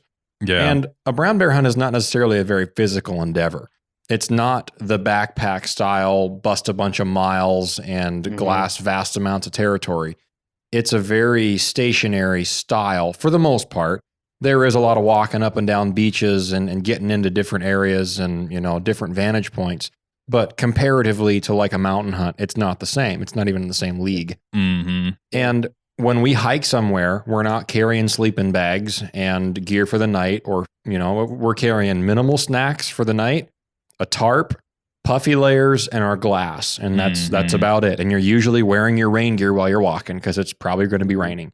But a lot of people love to ask, well, how far is it into the spot where we're going to sit in glass for the next 5 hours till it gets too dark to shoot? Yeah. And I tell them, well, you know what? I think it'll probably take us about 2 hours. Even if I know it's only going to be 45 minutes. Right. That way it gets them in the mental mindset of success in an achievement. That way when we get there in 45 minutes and they're sweating and they're just dripping with sweat and they're exhausted, they realize, you know what? He said it was going to be 2 hours, but I just pushed myself and did it in 45. Look at what I just did. And it puts them in a positive mental reassurance that, you know what? Sure, I might be 60 years old, but I can still do this. I can still hang with this young guide. Even if I could walk at a quick clip and be there in 15 minutes, it's still going to take me 45 with this guy. And that's fine. But, not putting a time limit. And Ryan even talked about this. He and I were discussing, I can't say right now. We were talking about a particular hunt, and we were talking about this very thing, and giving yourself a distance. He said, even with people that I hunt with all the time, he said they'll ask me if we're going out on some death march at night with an animal on our backs, and we got to get back to camp. People will ask him, well, how many more miles do we have? And like you said, with the guy that was in the concentration camp in World War II. He had a date set in his mind. Yeah. And I'm going to get there by this time. And if I don't, then man, I just don't know if I have it in me. And then you cap yourself at whatever that number is. Right. So you say, I've got 3 miles to go and then I'm done. Yeah. Then I can take a rest. I'm going to sleep in tomorrow. I'm done for a while. I'm going to stay in my sleeping bag and watch TV. Right. And if you're not there in 3 miles, then they freak out. And a lot of times they just immediately just break down and they lose it. Yeah. And they don't have any more energy. And we talk about this as a mental thing, and it is. Yeah. But there's physiological things that are going on there as well. Yeah. Andrew Huberman it has a podcast. What is it? The Huberman Project Lab or something? Huberman Lab. Yeah. And he covered this once. Blows my mind. Where you know, the Wim Hof, you know, you can jump in the ice cold water and you sit in it for 10, 20 minutes or whatever, and then you get out. Yeah. They've done studies where similar to the Navy SEAL training, right? They get you in the water and you're freezing cold and you get out. And, you know, what they're trying to do in Navy SEAL training at BUDS and such is they're trying to give you that, oh, you can get done at this time. And then then they take that away from you and go, no, you got 4 more hours of this. Right. Yeah. And men break. They just break. They're like, well, they gave them this up to that moment. And when it's not there, that is often where they go and they ring the bell. Right. And you have these moments. Well, Huberman was talking about this, and he was saying that they can take an individual. You can go and voluntarily submerge yourself in an ice cold, frigid, ice frozen over lake up to your neck, and you can sit in it for your 5 minutes or whatever it is, 15 minutes, get out, try to warm up, get warm, and so forth. And the things that happen to your body, physiological, are a net good. Like, it causes your body to produce certain hormones, certain results, right? And you thrive on the activity. Actually, you actually get more resilient and stronger. Right. Then they can take the same person and take away their free will to do the activity. They can push them in there and make them do it against their will. Yeah. And then force them into it. And when they test that person's vitals and all of that, same exact stimulus, identical stimulus, the people who are forced to do it are sick, get colds, become weaker, have a lower drive, their testosterone drops, like all the opposite experiences happen. Well, what's the difference? One is a willing mental submission to it, embracing it, and the body says, okay, this is all good. The other one is forced against your will, a stress, a fear-induced approach. I don't think I can handle this. This isn't fair. Yeah. And a totally different physiological result occurs. Same stimulus. Yeah. Right. Yeah. So that's how powerful the mind is. Yeah. How much it matters. It really is. Yeah.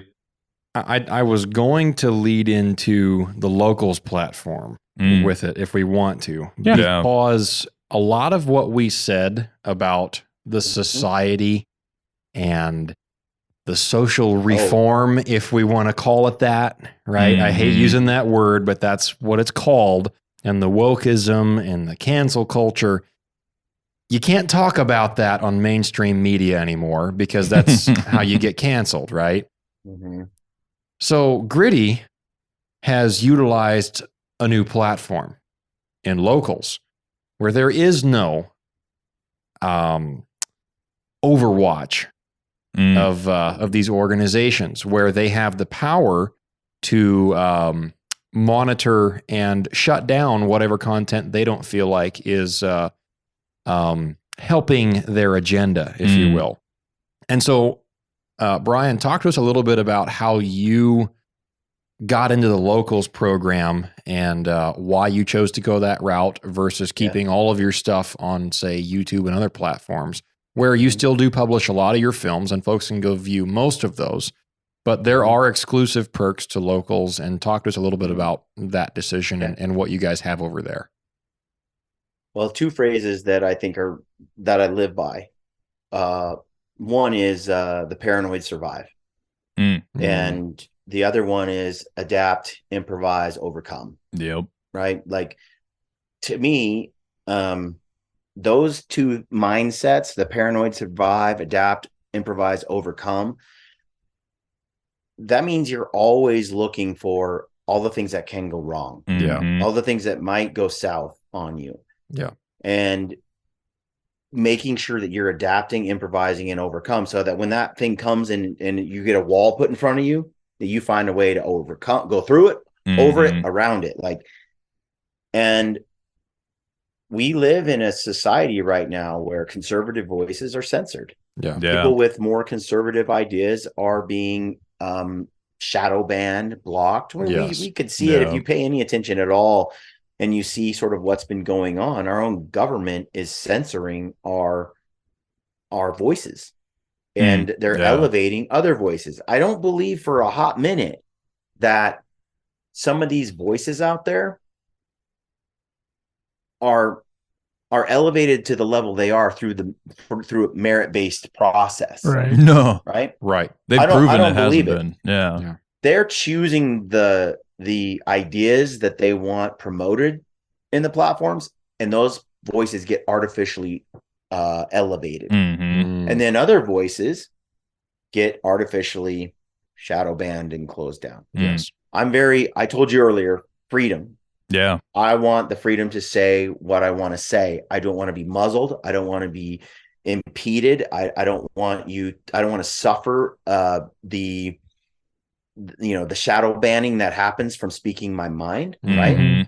But that is the cost of having integrity, and the cost of standing by your values is that there is a cost. You don't get to have it for free. You don't get to be somebody that goes against the grain and then doesn't pay a cost. There's a cost. Yes. So when that cost comes, I want to do my best I can to improvise, adapt, and overcome.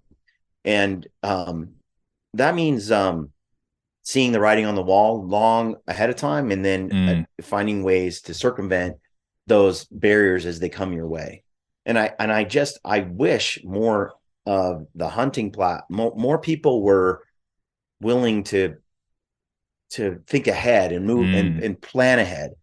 I look at the podcast space, and I'm like, there were a lot of guys who thought a hunting podcast was needed and would thrive. But no one filled the void. Yeah. Right. And I adapted, and I did it. And then I created something, and then a whole bunch of copycats came in afterward. And I think there are people who are trailblazers in certain space, and I'll just raise my hand and be one.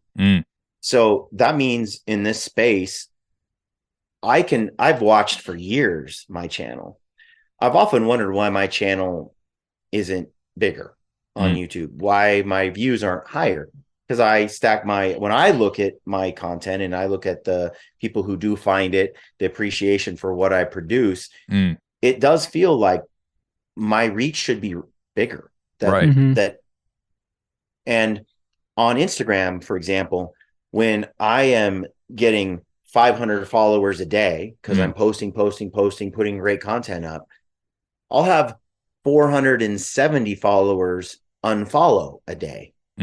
Yeah. This does not make sense.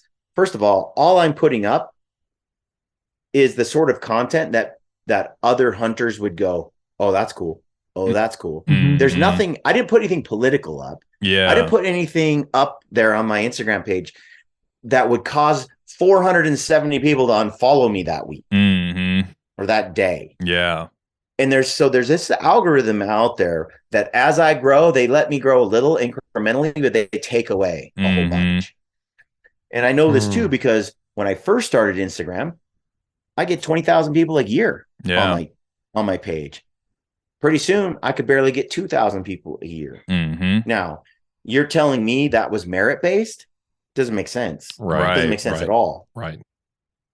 So as I've seen that, and then YouTube they just keep getting more and more censorious. They just sent out a thing this week that says if you promote, for example, an alternative platform or a website or your content on some other channel, like a locals, that they'll demonetize your content. Yeah.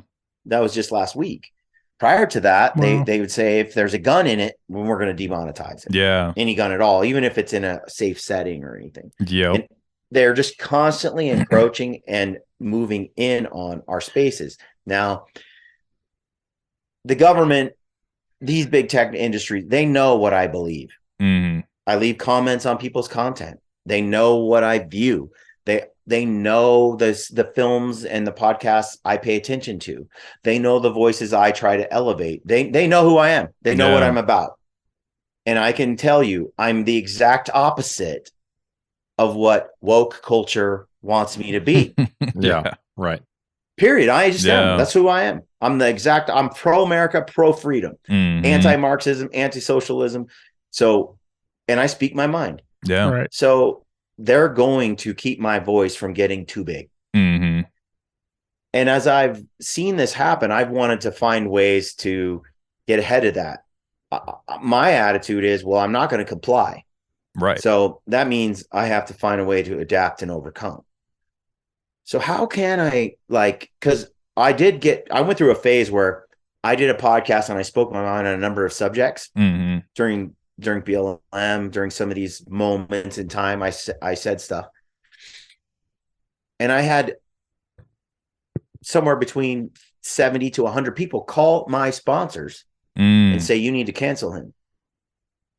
And when you're a company that gets that many personal phone calls because someone set up a phone number, told a group, they coordinated the effort, and they all went for it to try to get me dropped by these sponsors. Yeah. And a number of the sponsors, there were 3 who said we're out, and I had 2 that said we're ride or die. We don't give a damn what those people said. Yeah. Well, that tells you who you can work with, right? And who you just are, you're glad that they're gone now because they didn't have the fortitude to, they're just about the money, not about what was right. Yeah. When those things happen to you, you start to say, okay, not to mention things that happen to me that are absolutely 1000% political in nature, where the government comes after you. Why me on this occasion for this reason? Why not the whole rest of the industry? Right. And I sat across from a federal government employee. And we had a little Zoom recorder going. And I said to that person, this is political. This is retribution.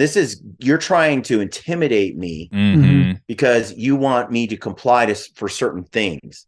Yeah. And the red face, the response, who said, what did you hear? What do you know? Like, it was like, well, you just gave away, you're not very good at poker. No. You just showed your hand, Yeah. And so it's absolutely real. This isn't because some conspiracy theory. And you could see it when they shut down Parler.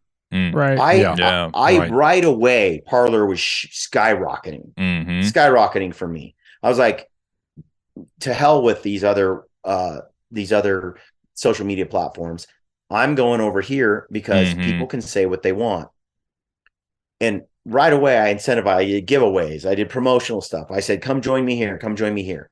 And my Parler went like this overnight. And it started to grow real fast. Within 4 weeks of that date, Parler was kicked out of the app stores. So you could only use the browser version. Yeah. And within a few days after that, it was kicked off the servers that Amazon owned and controlled. Yeah. Well, Bezos owns that. He's all wokety woke. He's all left wing. Yeah. Right. And these are political battles that are going on. Right. So when this happened to me and my channel when Parler just died overnight, they kept telling us, right? Like, well, if you guys don't like what a private company does in terms of their censorship, then just go build your own Twitter, go build your own Facebook, go build your own blah, blah, blah. Yeah. Well, they did. Yeah. Right. And then they found the slimmest of justifications. Illegal, by the way, as hell. Like, we have antitrust laws in place for this collusion that went into killing Parler was just what it was. It's illegal as hell. They did it and they got away with it, and Parler died. But in its wake, you have right now you have a dual economy that is growing, where people are saying, okay, I'm sick of giving my money to companies that hate me. I'm sick of giving my money to YouTube. I want to go over to Rumble. Yeah. I'm sick of Patreon. Patreon canned all these people that were making sometimes $500,000 a month. They just said, kicked off, all their income gone overnight. Yeah. Powerful voices, people who had built years of content and built a community. Patreon just said, you're done. Yeah. Yeah. And then that scares all the other people that have the same ideas into shutting up. Right. Yeah. Right. Right. Right. So what you end up with is you don't even have to ban people. You just have to scare them that they will be banned, and then they'll censor themselves. Mm-hmm. So for me, like I said, I'd rather be poor and free. Mm-hmm. So I'm balls deep. I'm going all the way. And so I went in and I said, okay, how can I figure this out? And I figured out that, well, if I start Locals, which was an alternative platform, it was like a Patreon. Basically, I could put content out there. It's like a private Facebook group, and I can build a fan base that pays me $7 a month to be part of a community. And I can put exclusive content out there. I can do live streams with that private group. I can do various things with just those guys and build this little community. Yeah. And it's more difficult than it's a lot more difficult than I thought it would be. But to put it in perspective, we're getting better at it. We've gone through ebbs and flows, ups and downs, where I feel like I really dropped the ball. People paid me $7 a month to be part of something, and I screwed them over. Yeah. And then other times where I feel like you paid $7 a month and you got a lot of value out of it. And that comes from being a content creator and trying to figure out the balance and what to bring to people and what to do to add that value. Yeah. Right. But we built it, and I knew it was going to be painful, and I knew it was going to ebb and flow, but I feel like we're hitting a stride right now. And we, in essence, have like 1,000 people who pay us monthly to support that channel. And they pay us $7 a month for that. Right. And you can do the math quickly. Yeah. Right. That is tremendous help. And I do that community with Brad and with Ryan and with myself. So the three of us contribute, and the three of us split this up between us. And it's another place for us to generate income that's strictly generated from the fans themselves, the hardcore. It also is a place where I can be completely, it's a private community. No one is there to censor me. I can literally say all the things that I want to say. Right. I can share all the videos. I don't have to censor them. I don't have to like take away the blood. I don't have to like, this is what hunting is right here. Yep. I can do it all in the most free way possible. And then I can engage with that community who has my back and I have theirs. Right. It's very few trolls and haters are willing to pay you $7 a month so they can then spy on you and hate your guts. Right? It's like automatically that it just weeds out all the egos and all the assholes, because they're just like, yeah, I'm not screw that. So they don't even troll there. Right. So it's like a super positive community on top of it. But that is not enough. That's a slow process, growing that community. But if I were to be canceled tomorrow, I still have that community. Yeah. I still have that group that truly values what I do. If all my sponsors were to say, yeah, Brian, the cancel culture has come for you. Your days are done. We drop you. We can't be associated with you because this, that, and the other. My fans can listen to me direct and say, we got your back. We don't care what your sponsors say. We don't care what corporate America says. Yeah. We care what you say. We pay you direct because we like you. Right. And it takes the control from corporations and fascist movements and puts it in the hands of the creator and their audience direct. Yeah. And that's a powerful thing. Yep. But the people willing to do that, it's a sliver in comparison to the amount of money I make from a flat out sponsorship from some big corporation. Yeah. So to me, the strategy is to diversify those options. The other one is Stealthy Hunter. He owns his products. Right. So who's going to cancel him? Yeah. He sells his own supplements. He sells his own rifle covers. He sells his own gear that he's developing and producing. So when someone comes along and says, hey, we don't like it, that you support Ryan Lamper's Stone Glacier. You need to cut him out. And they get this pressure campaign coming for them. Most people say they were going to boycott you if you don't get rid of this guy. His hair's too long, whatever that is, right? They come along and they do that. Well, guess what? Ryan's like, okay, hey, anybody want a rifle cover? Any fan wants some supplements direct from me? You can't cancel him. Yeah. And these are important decisions to be made by conservative content creators. You have to find ways to make yourself so you can't be canceled. Otherwise, you're going to censor the hell out of yourself. You're going to kiss the ass of the machine, and you're just going to create watered down, or you're going to do what they say to do. You're going to make your stuff into what they want it to be. Yeah, right. And slowly that Overton window will shift. And before you know it, you're producing content like these guys did the other day, which was a good film. But you sit there and you hunt the caribou and you don't show the kill shot. Right. And you talk about how all the caribou are dying because of climate change. Yeah. Dude, you have sold out to the woke machine. I love what you did. I love so much of it, but you are censoring yourself or buying into the BS because of the pressure that comes with it. Yeah. And I find it disgusting. I can't do it. So for me, Locals was a step in that direction, and it's going well. The next move for me is Rumble. Yeah. We have, I think, Rumble tells me if I've got 2 or 3 weeks left of syncing between.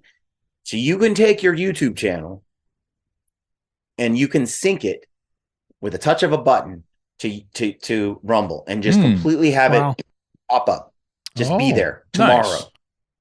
Tomorrow. Cool. So, awesome. It takes time, but it's in the process right now of, I have 8 years of videos, lots of podcast shows. And right now it's in the process of building on Rumble. And within probably 2 weeks or 3 weeks, all my videos will be fully accessible on a completely different platform. Nice. Than YouTube. In Rumble, for those that don't know, it's the same thing as YouTube under a different name. Yeah. And years behind in terms of its functionality. Yeah. Right? YouTube is a powerhouse. Yeah. 2 things about Rumble. It's not going to have the features that YouTube does. It takes time to build that kind of infrastructure and technology out. Yeah. But it has grown leaps and bounds in the last couple of years. The second thing, YouTube has been around since like 2008. Yeah, a long time. I think 7 or 6. Yeah, somewhere in there. 6. And millions of people around the globe have put content there. It's a treasure trove of data. You can get on there and go, how do I fix my dryers, such and such blow thing, whatever. I'm no, appliance guy. You get it, right? How about this? How do I make this cool video edit and sync this thing into my film, do this special effect? Oh, I've watched lots of those. And videos. I can find 25 videos on YouTube to show me that, right? Because a lot of the value in these social platforms, these video platforms, is the fact that millions of people are on it, and they're the value that you're buying. Yeah.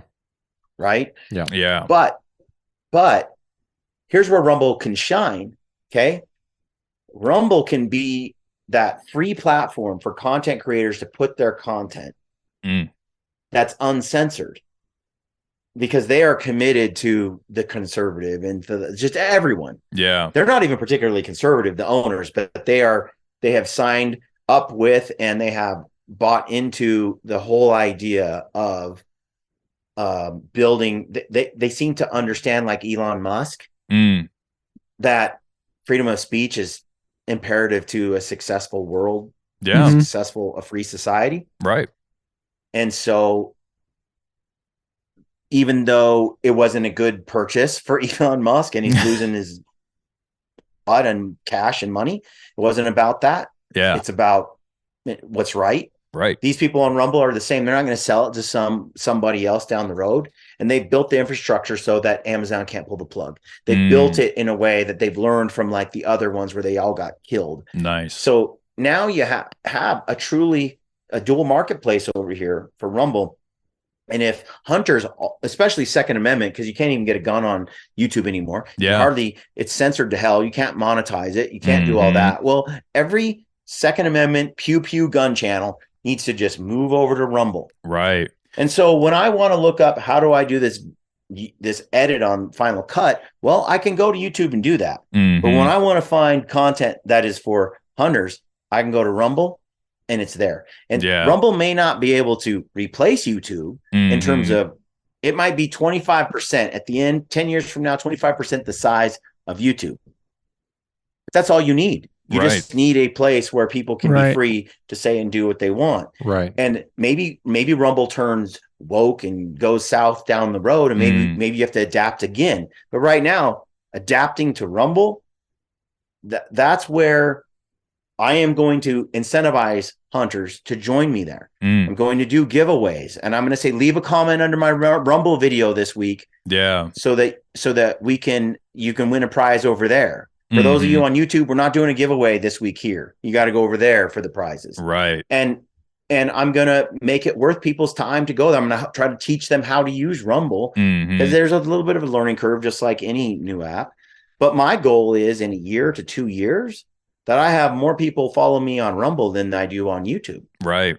And also other hunters copy me, and other shows copy me. And all of us move over there more often than we are on this other platform. Right. But YouTube is trying to head that off. They're trying to demonetize or even cancel your channel if you mention the other places. Right. They're getting ahead of this because they can see that they have someone who's giving them that option.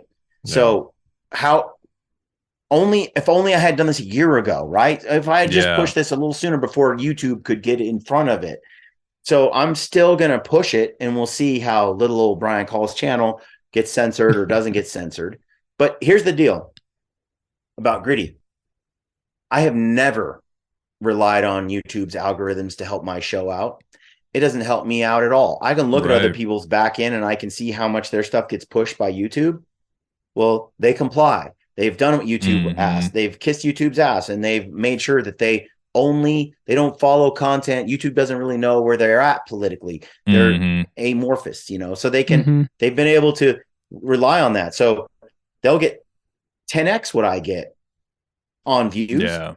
But guess what? I build an organic audience that searches for me. Yeah. They know on Sundays, Gritty drops movies. Yeah. They're going to go check. It's a voluntary action on their part. I don't have to go. They don't have to have it pop up in a feed. Right. I built an audience that goes, I'm going to go see if I can find it. Right. And so I've sort of subverted I've worked around YouTube's lack of support, which I think has made us pretty strong. Others have done a fabulous job of creating an email list. And I wish I had done that years ago. Yeah. Because they drop a movie and they have 400,000 hunters that want to know what they're doing. And they say, hey, we just dropped a movie on YouTube.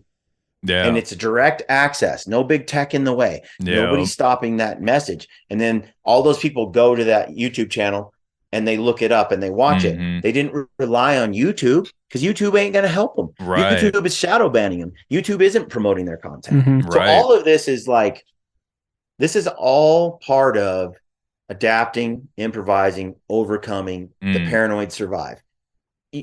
And to me, I feel like censorship is evil.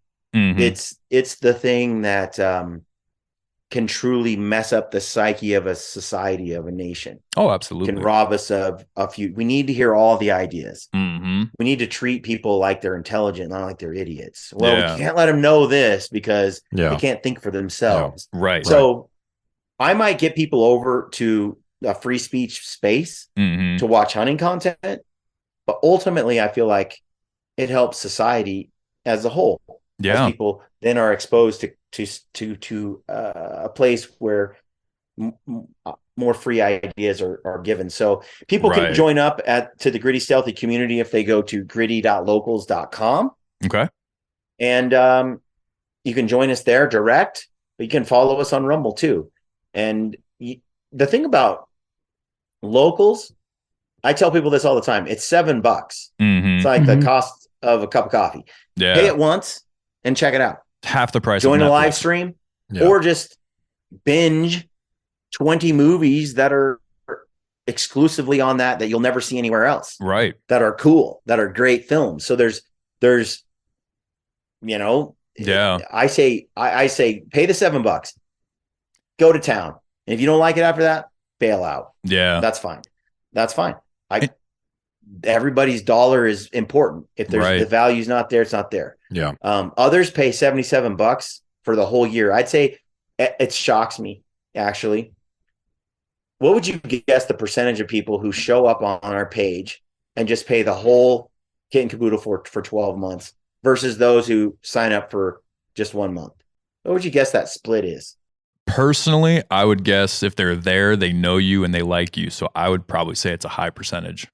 I would guess probably 80%. It's actually half, but that blows my mind. Is it really? Half pay in full for the whole 12 months. Wow. Yeah. But they go there and they just immediately just pay the $77 for the whole year. Yeah. And it's like the money goes right into my account right then at that time. And they're covered the whole year. And some of them just pay me and they never even go and look at anything I produce. Right. Just because they wanted to give me money. Yeah. Which I appreciate. Support we are what fighting you're a doing. battle. We are fighting a battle. I do the same thing. I don't hardly watch Blood Origins content very often. It comes out. I don't watch a lot of content. I'm busy living and doing my own thing. Right. But I put a lot into what Robbie does every month because I just like knowing he's out there doing it. And I just put the money there. I do it with other organizations too, like Rocky Mountain Elk Foundation. Yeah. I don't really pay attention to what they're doing as much, but so people do it for me too. Yeah. And the money and they do it. And then the other half just pays $7 a month. And those numbers add up over time. And if we can get that from 1,000 to 2,000 to 5,000, it builds a better and better community for one, because you can go on there and you can say, hey, I got this backpack I want to sell, or hey, anybody know about this? Hey, I have a hunt here in I don't know, Montana, and I was wondering this. Can anybody? I mean, when I was in Alaska, I said, hey, locals, anybody want to get lunch with us or dinner with us in town? And that's how I met Dalton. Right. Dalton's like, yeah, let's get together. And I was like, cool. I'm not going to tell people on Instagram, hey, I'm in town. Who wants to join us? I get shot. But my people, the gritty, stealthy community people, I'm like, hey, I'm in town. Let's go hang out. Those people got my back. Those people are my community. Right. And so you're able to kind of, to me, to enjoy and maximize the benefits of the social world we live in with social media, but you're locking out the toxicity and the garbage. One thing I had hoped would happen. Yeah. And Dalton probably has heard me say this as he's been on Locals, is I really hoped that it would be more like a replacement for Instagram or a replacement for social media or Facebook or whatever, where you could find community and you could all share posts and ideas and hunts. Yeah.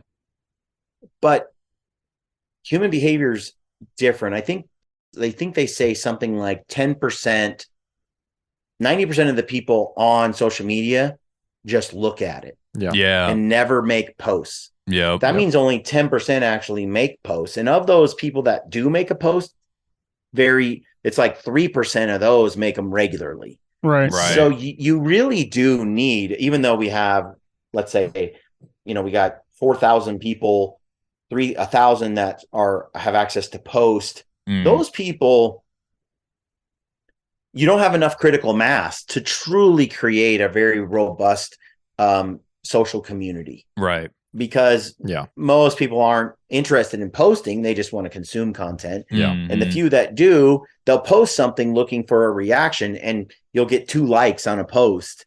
I was hoping it would be, super hopping, but it's not quite like that. But we have done giveaways like this Sunday, we drop a new movie this Sunday. We dropped one last week with Ryan Lampers and Tana on the llamas hunting bears. Tana's like tiny, with like 7, and also seems like she's 4. So she's tiny. And anyway, her and Ryan go on this hunt. It's like a 30-minute film. This week's is 40 minutes, and they do get a bear. And it's it's a daddy-daughter hunt. Crazy hunt. It's cool. It's on llamas. She rides the llamas. It's a really cool hunt. We put these 2 films together. They're exclusive to that community. And when we drop films like that, we do giveaways. but I want to drive engagement. So last week we said, you're entered to win a bunch of prizes, but you have to jump on the live stream to be in the running. Yeah. And then we randomly selected people and gave away 20 prizes to 20 people.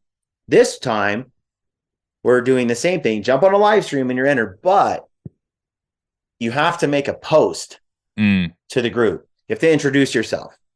You have to share a hunt or something.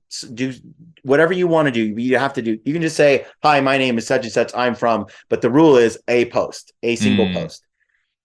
And the goal there is, again, to sort of drive community, to create space for people to share who they are. And who knows, maybe somebody finds a post and they're only going to do it because, well, Brian's going to give me a new Leupold spotting scope if I do this. Okay, fine. I'll make your post.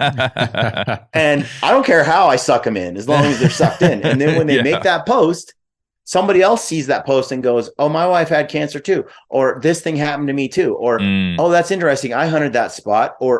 And then these two people meet each other. Right. And then that builds maybe who knows what down the road. And that's how we build a community. Right. How we uplift each other and build a positive space. So, one thing that I think is important with all this stuff as a content creator is to understand human nature. Yeah.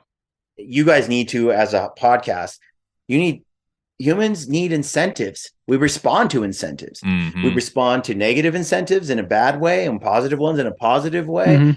And so understanding the way human beings are, and then just play the game. Yeah. Like, don't bitch about it.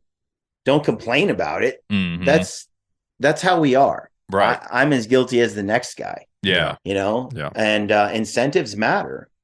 So anyway, well, there you have it, Dalton. Thank you for letting me sell my locals on your show. But yeah, that's exactly what it's about. Well, and I love that you're going so far to incentivize people going onto these platforms, because I've been looking into a lot of these as we're growing and as we're getting farther along, because the Northern Hunter is going to start cranking out a lot more content. We're coming out with I don't want to give too much away, but there's going to be a lot more coming, and we're new on the scene, but we're going to be growing as fast as we can. And the problem with that is, as I'm looking at creating these accounts for us, you do have YouTube sending out updates all the time that what was the one I got a little while ago, that if you featured a firearm in a video and you were even just showing how to mount a scope, that would get you a strike. And YouTube has the whole 3 strikes and you're out kind of rule. And so trying to figure out what platform to go on, the biggest issue that I was seeing and reading of people trying to use these other platforms that do believe in free speech and do believe that people should be able to post and say whatever they want because America, is that you're not getting in front of the right people, if that makes sense. You're not getting in front of the new person that's curious about how to mount a scope, because that person hasn't already paid you the $7 a month, and so they haven't gotten into the community, and so that post isn't reaching them, or the video isn't reaching that person that's searching what is an ethical range for hunting, and they might find your video on how to figure out how far their rifle is ballistically capable of. They're not going to be able to find that on YouTube the way it's going, because all of those videos are going to be gone or decentivized, and people aren't going to be making that content. And so I like seeing that people like yourself are creating those incentives to get people moved to those new platforms, because if enough people talk about it, if enough people, instead of saying, "Hey, check out my Instagram and my Facebook," say, "Hey, check out my Rumble," then that's going to be in their head when that person has a question about hunting and they're curious about hunting. They're just going to automatically know, I can't go to YouTube to find this information. I have to go to Rumble. Right. Yeah. And that's huge. And the more people we can get onto those platforms, the better, because then you are getting in front of the right people. Then you are reaching your target audience. Yeah. There's a series of strings, like funnels that in my mind that I use. And you're absolutely right. that, if I just go to Rumble, I'm in this this tunnel, this bubble over here for only people who are there to be there. Mm-hmm. If you go to locals and you just try to, you need multi-pronged approach. So for me, I'll pull back the curtain a little bit for you guys. So, I want to see everybody succeed. So, when you look at the films, okay, one of the reasons I wanted to do the films is because I wanted to do the adventures. Right. Somebody was telling me you could be the next, Joe Rogan of the hunting podcasts, where, your podcast is just king of the hunting space and you just interview all these great conversations. And I'm like, I don't want to be that, because then I wouldn't be out hunting all the time. Yeah. Right. Exactly. I wanted to go and do these adventures. And then also that's who I am. Mm-hmm. So this method of making the podcast such a big part of what I am didn't really suit my major passions. Right. But going out on the adventure, doing the hard thing, challenging myself, seeing new places, new lands, new hunts, new animals, new species, new everything. Mm-hmm. That was what I wanted. I also wanted to create something. Let's say your show is only audio version podcast on iTunes, Spotify, whatever the platforms are, right? You're only going to, it's hard to get people to find your show and know about you and to grow your show. And then even then, maybe you're stuck to just the people that listen to audio, right? By doing film, okay, I can grab, everyone will watch a hunt film just about if you're a hunter, and even non-hunters. Yeah. So let's start at the highest level. I put out a reel of a moose hunt or a bear or something amazing. Mm-hmm. It garners me 500,000 views in a week. Right. Some of these break 4 million views in 2 weeks or something. Other ones don't, but they're incentivizing you to put out reels right now. YouTube is, I should say shorts. Right. So these shorts go out and YouTube just ridiculously over promotes them. See, this is the benefit. This is when YouTube's helping me out, because right now they're trying to build a channel. They're trying to compete with TikTok, right, and even Instagram. Right. So they're like, oh, we got to get into the shorts game. Yeah. Yeah. And so right now, they're massively rewarding that content. Yeah. Okay. Well, that's the way the game is being played. Okay. I understand the rules. I can bitch about it, or I can play the game. Right. So here I am. I put out that short and I get 5 million people see it. Okay. Out of that 5 million, I'd say probably 50% at least are hunters. And the other 50% are people who hate hunting. Yeah. Yeah. Hate it. Yeah. So I get all the names, the mother effer, murderer, killer, all the stuff that probably should be banned, but isn't. And I wish that they would find you and kill you. And, maybe karma will get you and a grizzly will eat you and your whole family and all Not that if stuff. I eat him first. But then I get the other side of never heard of you before, saw the reel, and then I went and clicked on the link to the actual movie that this came from, and I watched the movie. And now I've binge watched all your movies. Yeah. And then I noticed that you covered this podcast topic about pack rafts, and I clicked on that. And then I listened to the podcast, and you convinced me that I needed a pack raft, and then I used your code, and I went and bought that pack raft. Right? It started with the reel, then the movie, then I pulled him into, and then it's and now I'm part of Locals too. And now I'm on your Rumble. It started with the tiniest piece, which was just a short clip. Yeah. And it funneled into this and it funneled into that. And each piece of content I create is a gateway into the next piece of content. Yeah. That in my mind, I look at it this way. This isn't some trick. No. This is me providing value to you in stages.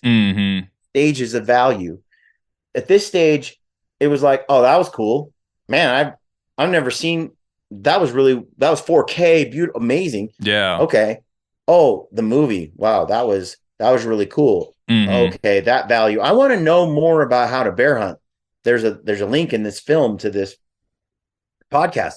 Right. Oh wow, now I feel like I know what gear I need if I go to a hunt like this. Right. Oh, I'm going to use your code to do that, and now I'm going to be part of your private community over on Locals. Now I'm going to get on live stream and ask you a question directly about what you do.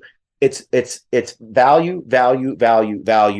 Right. And they say, you've changed me, or you empowered me, or you inspired me. I am going to use your code to buy this product because it helps me and it helps you, and I want to see you succeed. The law of reciprocation rolls out, and it just is one cycle. But because I've developed tiers of content types, not everybody will listen to a podcast.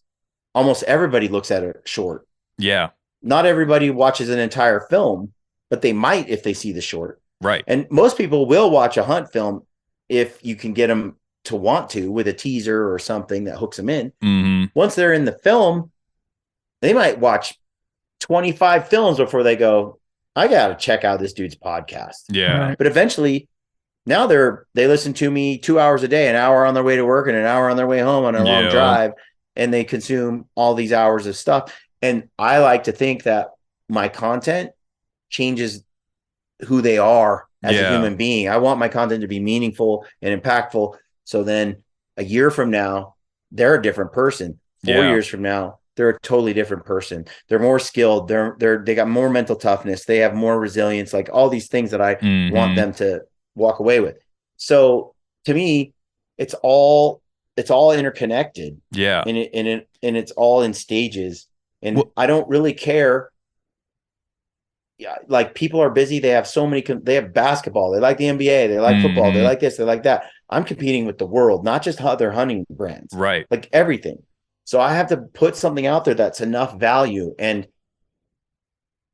by putting out something that's palatable, that they like at this moment, I can get them to the next value. And they don't know if they want to sit and watch a 30-minute video. Right.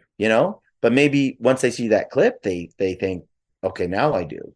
And then they see it and they go, oh, I'm glad I did this. A lot of people joined up to Locals because they just wanted to see if they could win. $7. Yeah. And they jumped on the live stream. And then they were like, hot dang, this live stream was fun. This was cool. I enjoyed it. I met some dudes. I won a free thing. Yeah. Dude, I'm going to stay. I'm going to stay. Yeah. And I'm going to ride this train for a while. But others went, this was dumb. I'm not spending this kind of money. I'm out. Right? That's a failure on my part then. I didn't provide enough value for that $7 to keep them hooked. I got them in, but I just didn't have the value needed to keep that person there. But others I did. And it's just this process. And what that, to me, what that is, you're utilizing all of these different features to be able to basically, like you said, improvise, adapt, and overcome. These other channels might not be able to reach the right people, but you can utilize the small or the bigger channels in order to get those people to the right place, to kind of guide them to the information. And that's I really think that's a beautiful strategy there, because they might not know that Rumble exists. They might not know that Locals exist. Right. And James, through that funnel, you can enlighten them and lead them to the information that they want. And it's important that you guys look at your channel and you say, where do I want it to be in 2 years? Yeah. Right. Because when I started to grow Locals, I was like, if I looked at it in 6 months or 1 year, I'd have been pretty disappointed. Yeah. But if I say 5 years from now, if I could get to this number slow and steady. Right. And if I can get Rumble to this number slow and steady, then when those storms come, when YouTube says you're canceled because you produce hunting content and we've already got rid of the political people we disagree with. Now we're coming for the people that promote hobbies we disagree with, that promote lifestyles that we disagree with. We're going to cancel all this type of channel and that type of channel. And we're going to do it out of the safety for the public. Right.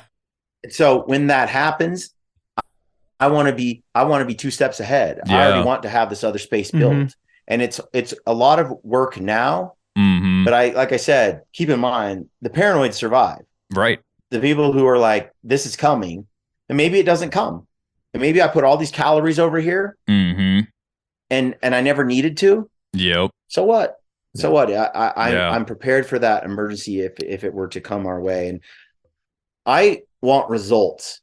Yeah. You know, I think I might have mentioned to you guys, I don't remember who I was talking to, but you go out and you hunt, and I've been around these guys that are like, I went out west and I did this hunt, and I got all the way up there and I got a shot on this bull. Yeah. But they didn't kill the bull. Right. And so often people are content with getting the shot or getting the opportunity, getting enough. It's like, I don't give a dang. Yeah. In some ways, I don't care if I got 100,000 views on a hunt film. If nobody bought the t-shirt, like, because at some level, I can't keep doing what I do if they don't buy the t-shirt. Right. Yeah. Well, and it also means that I bought 3. So yes, I bought one. But it also is an indictment on me, right? Like, if I came up with the idea and I promoted the vision behind it and the t-shirt, and 100,000 people watched my show and nobody bought the shirt, then I'm like, okay, I'm doing something wrong. I did something wrong. But the goal, there has to be the result, not you can't be content with like numbers, with traffic, with excitement. You have to be you need to be content with the end goal. And the same thing with a hunt. You can't necessarily be content with, hey, I went to this amazing place and I did a lot of cool hiking. You're right. That's okay at one point, but eventually it has to be, did you get the thing or not? And if you aren't getting the thing you're after the way you want it, that's an indictment on you to expand what you're doing. And so when I look at my channel and I look at Rumble and I look at locals and I look at all that, and I judge the end outcome. If I'm not achieving that end outcome, then something in the middle, something I'm doing isn't enough. It isn't right. And I got to adapt for that. Well, and at the end of the day, the biggest thing is, you know, the goal of all of this is to educate people and to put that in front of them. So when we were talking to Ryan earlier today, recording with him, he said, he goes, well, if you did 3 hours with me, you'll probably do 3 hours or 6 hours with Brian. and here we are. We're not even through half the topics we had for you, and we're already at almost 3 hours. So Hey, it's a gift. It's been great content. It has been. Oh yeah. No, this went a really good direction. I think this is all very relevant to hunting and being too stubborn to quit, and how to find success. And we've touched on a lot of heavy topics, but you know, it seems like every time we talk with you, whether it's on your show or ours, we end up on this subject. So it's been good. I think folks will benefit from that, no doubt. You know, we talk a lot about tactics and gear and guns and all this other stuff. Yeah. We haven't really touched a whole lot on the mental side of things. And I really love that that's the direction this one went, because it's super important. I mean, you can have all the gear, the guns, and know all the tactics, but if you're don't have the mental fortitude to chase it, it's all for nothing. Right. So I agree. But so Brian, you talked about a lot of different platforms that you're on right now, and different ways that you're trying to reach people and get the message out to people, and they can find you and your content. You can inspire them. So why don't you kind of, it's a little spread out. I'm sure there's at least 30 minutes of us talking between each plug. So sure. Why don't you go just let people know where they can find you and what they can expect. So okay. YouTube is probably the best place to find me right now. And it's just Brian Call Gritty, YouTube channel. Okay. And if you go there and subscribe and check out on the landing page, you'll see playlists. You'll see all the films. You'll see films by season. You'll see a playlist for bear hunting films and bear podcasts. So we kind of compiled everything we've done around bears. It's like 40 films and videos and how to gear dumps for the spring. Everything is in that one playlist. So as bear season's coming up on us, you can spend a lot of time just learning from that playlist on our page. So YouTube's where it's at. And then that's where people usually can reach me too, because we try to respond. If you look at our comment section, I really try to be able to respond to every comment on YouTube. We're very, very vigilant about that. Instagram, if you DM me, I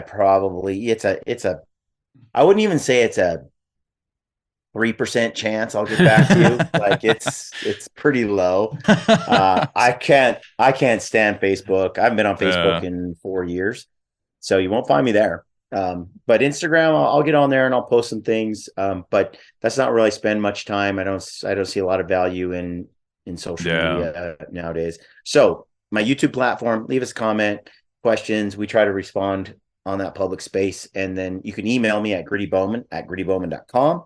We're doing all right there, getting back to there. And then you can check out the Locals, which is the Gritty Stealthy community. If you go to gritty.locals.com, you can check that out, sign up, become a supporter. You don't have to be a supporter. You can just be a member. And you can, there's a lot of content on there that is accessible to all people, whether you pay or not. Oh, perfect. But if you pay you'll have to pay to get some of that exclusive content that's there for that community. And then we do a lot of giveaways over there and other things. So, but that's kind of it right now. Go to Rumble if you're on Rumble already, or if you want to support a free speech space. We're there. People are subscribing. I think I have 300 subscribers on Rumble, and I don't even have but one video up yet. So that's pretty cool. That's pretty good statistic. Yeah, I mean, it's only been like 6 days since I mentioned it. So excited about it. I'm hoping that that Rumble rivals YouTube soon, because the way that they're censoring gun related content, it's getting tighter and tighter. We had a couple of videos just blocked from YouTube and strike because we decided to give away Weatherby rifle. And so it was a giveaway. Yeah. And it's like, if you go and sign up, then you're entered to win this raffle, and you're in a raffle for this rifle. And YouTube said, no, you don't get to do that. You're done. So now, does Rumble cost anything, or is it free to access? No, it's just like YouTube. It's just like YouTube. Just like YouTube. Yeah. Nice. Perfect. It looks pretty much like it. And it's an easy platform, just like YouTube is. It just doesn't have the treasure troves of content, but it's growing, and I would not be surprised. Just got to trailblaze your way there, man. Yeah. People will follow. Yeah, for sure. Someone's got to be Daniel Boone. Someone's got to be the first. The world needs more of them. So, all right. Well, folks, definitely go check out all things from Gritty. And while you're out there being inspired and going on these hunts, while you're on your hunt, you need to be protecting your rifle with the Stealthy Hunter rifle cover, and protect your seating region on your aging body with the Stealthy Hunter glassing pad, of which I see Brian, prior to the recording of this show, added a Stealthy Hunter glassing pad to his seating arrangement. I've done the same thing. It works amazing. Yeah. I have a hardcover book. Yeah. And then I have that on top, and nice. I couldn't think of soft chairs. I'm not into these soft chairs. I like a hard chair. Yeah. But you need the pad because you need a little bit of. Speaking of which, that chair is amazing, by the way. Yeah. Thank you. I need to get me one of those. I couldn't think of two better things to sit on than the Stealthy Hunter glassing pad and Hillary Clinton's autobiography. So on to our next sponsor. If you go over and check out, I guess to wrap up the first one with Stealthy Hunter's website, if you go over to stealthyhunter.com, you can shop all of Ryan and Hillary Lamper's gear and equipment, from glassing pads and scope and crown covers.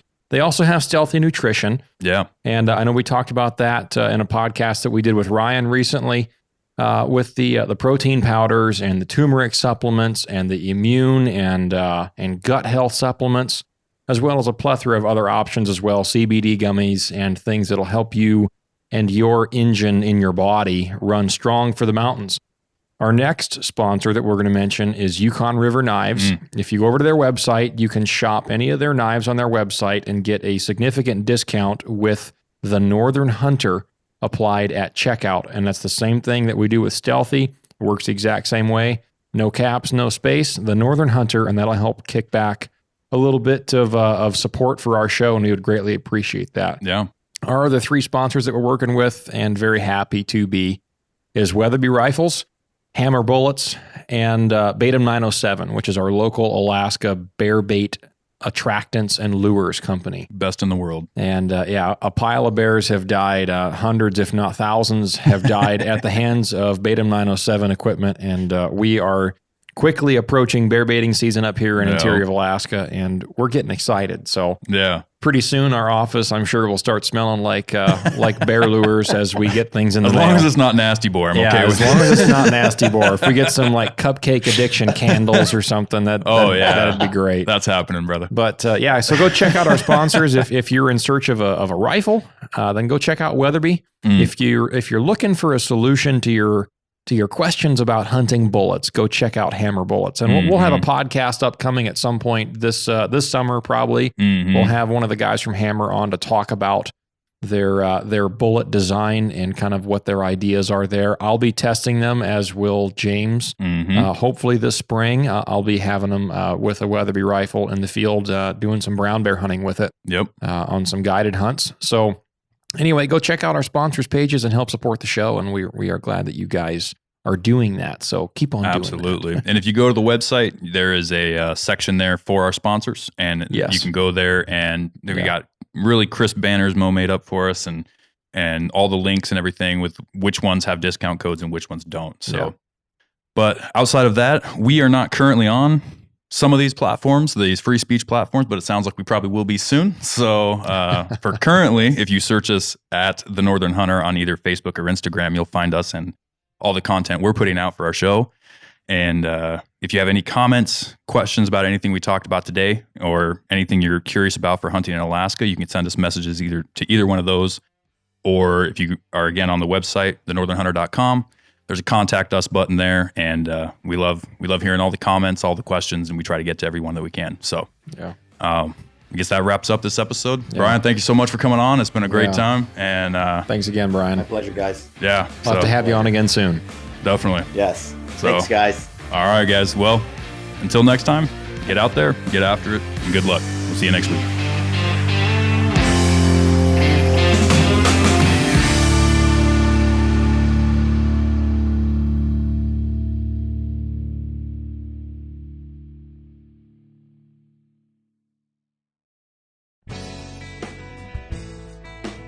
All right, folks. We all know that one of the most common mishaps in hunting is damage to your rifle scope. Last year, I found the solution to that problem with the Stealthy Hunter rifle cover. It wraps around your scope and actions securely to protect it from getting knocked off of zero or even severely damaged. Stealthy Hunter also has a glassing pad and a wide variety of supplements for the outdoorsman, such as protein powder, CBD products, turmeric, and gut health supplements. They also make a lightweight trauma kit weighing in at just 14 ounces that includes everything you need and nothing you don't for all of your backcountry medical emergencies. To shop all of their equipment and supplements, go to STEALTHYHunter.com and enter the discount code at checkout, The Northern Hunter, to save on your order today. All Stealthy Hunter equipment is proudly made in the USA.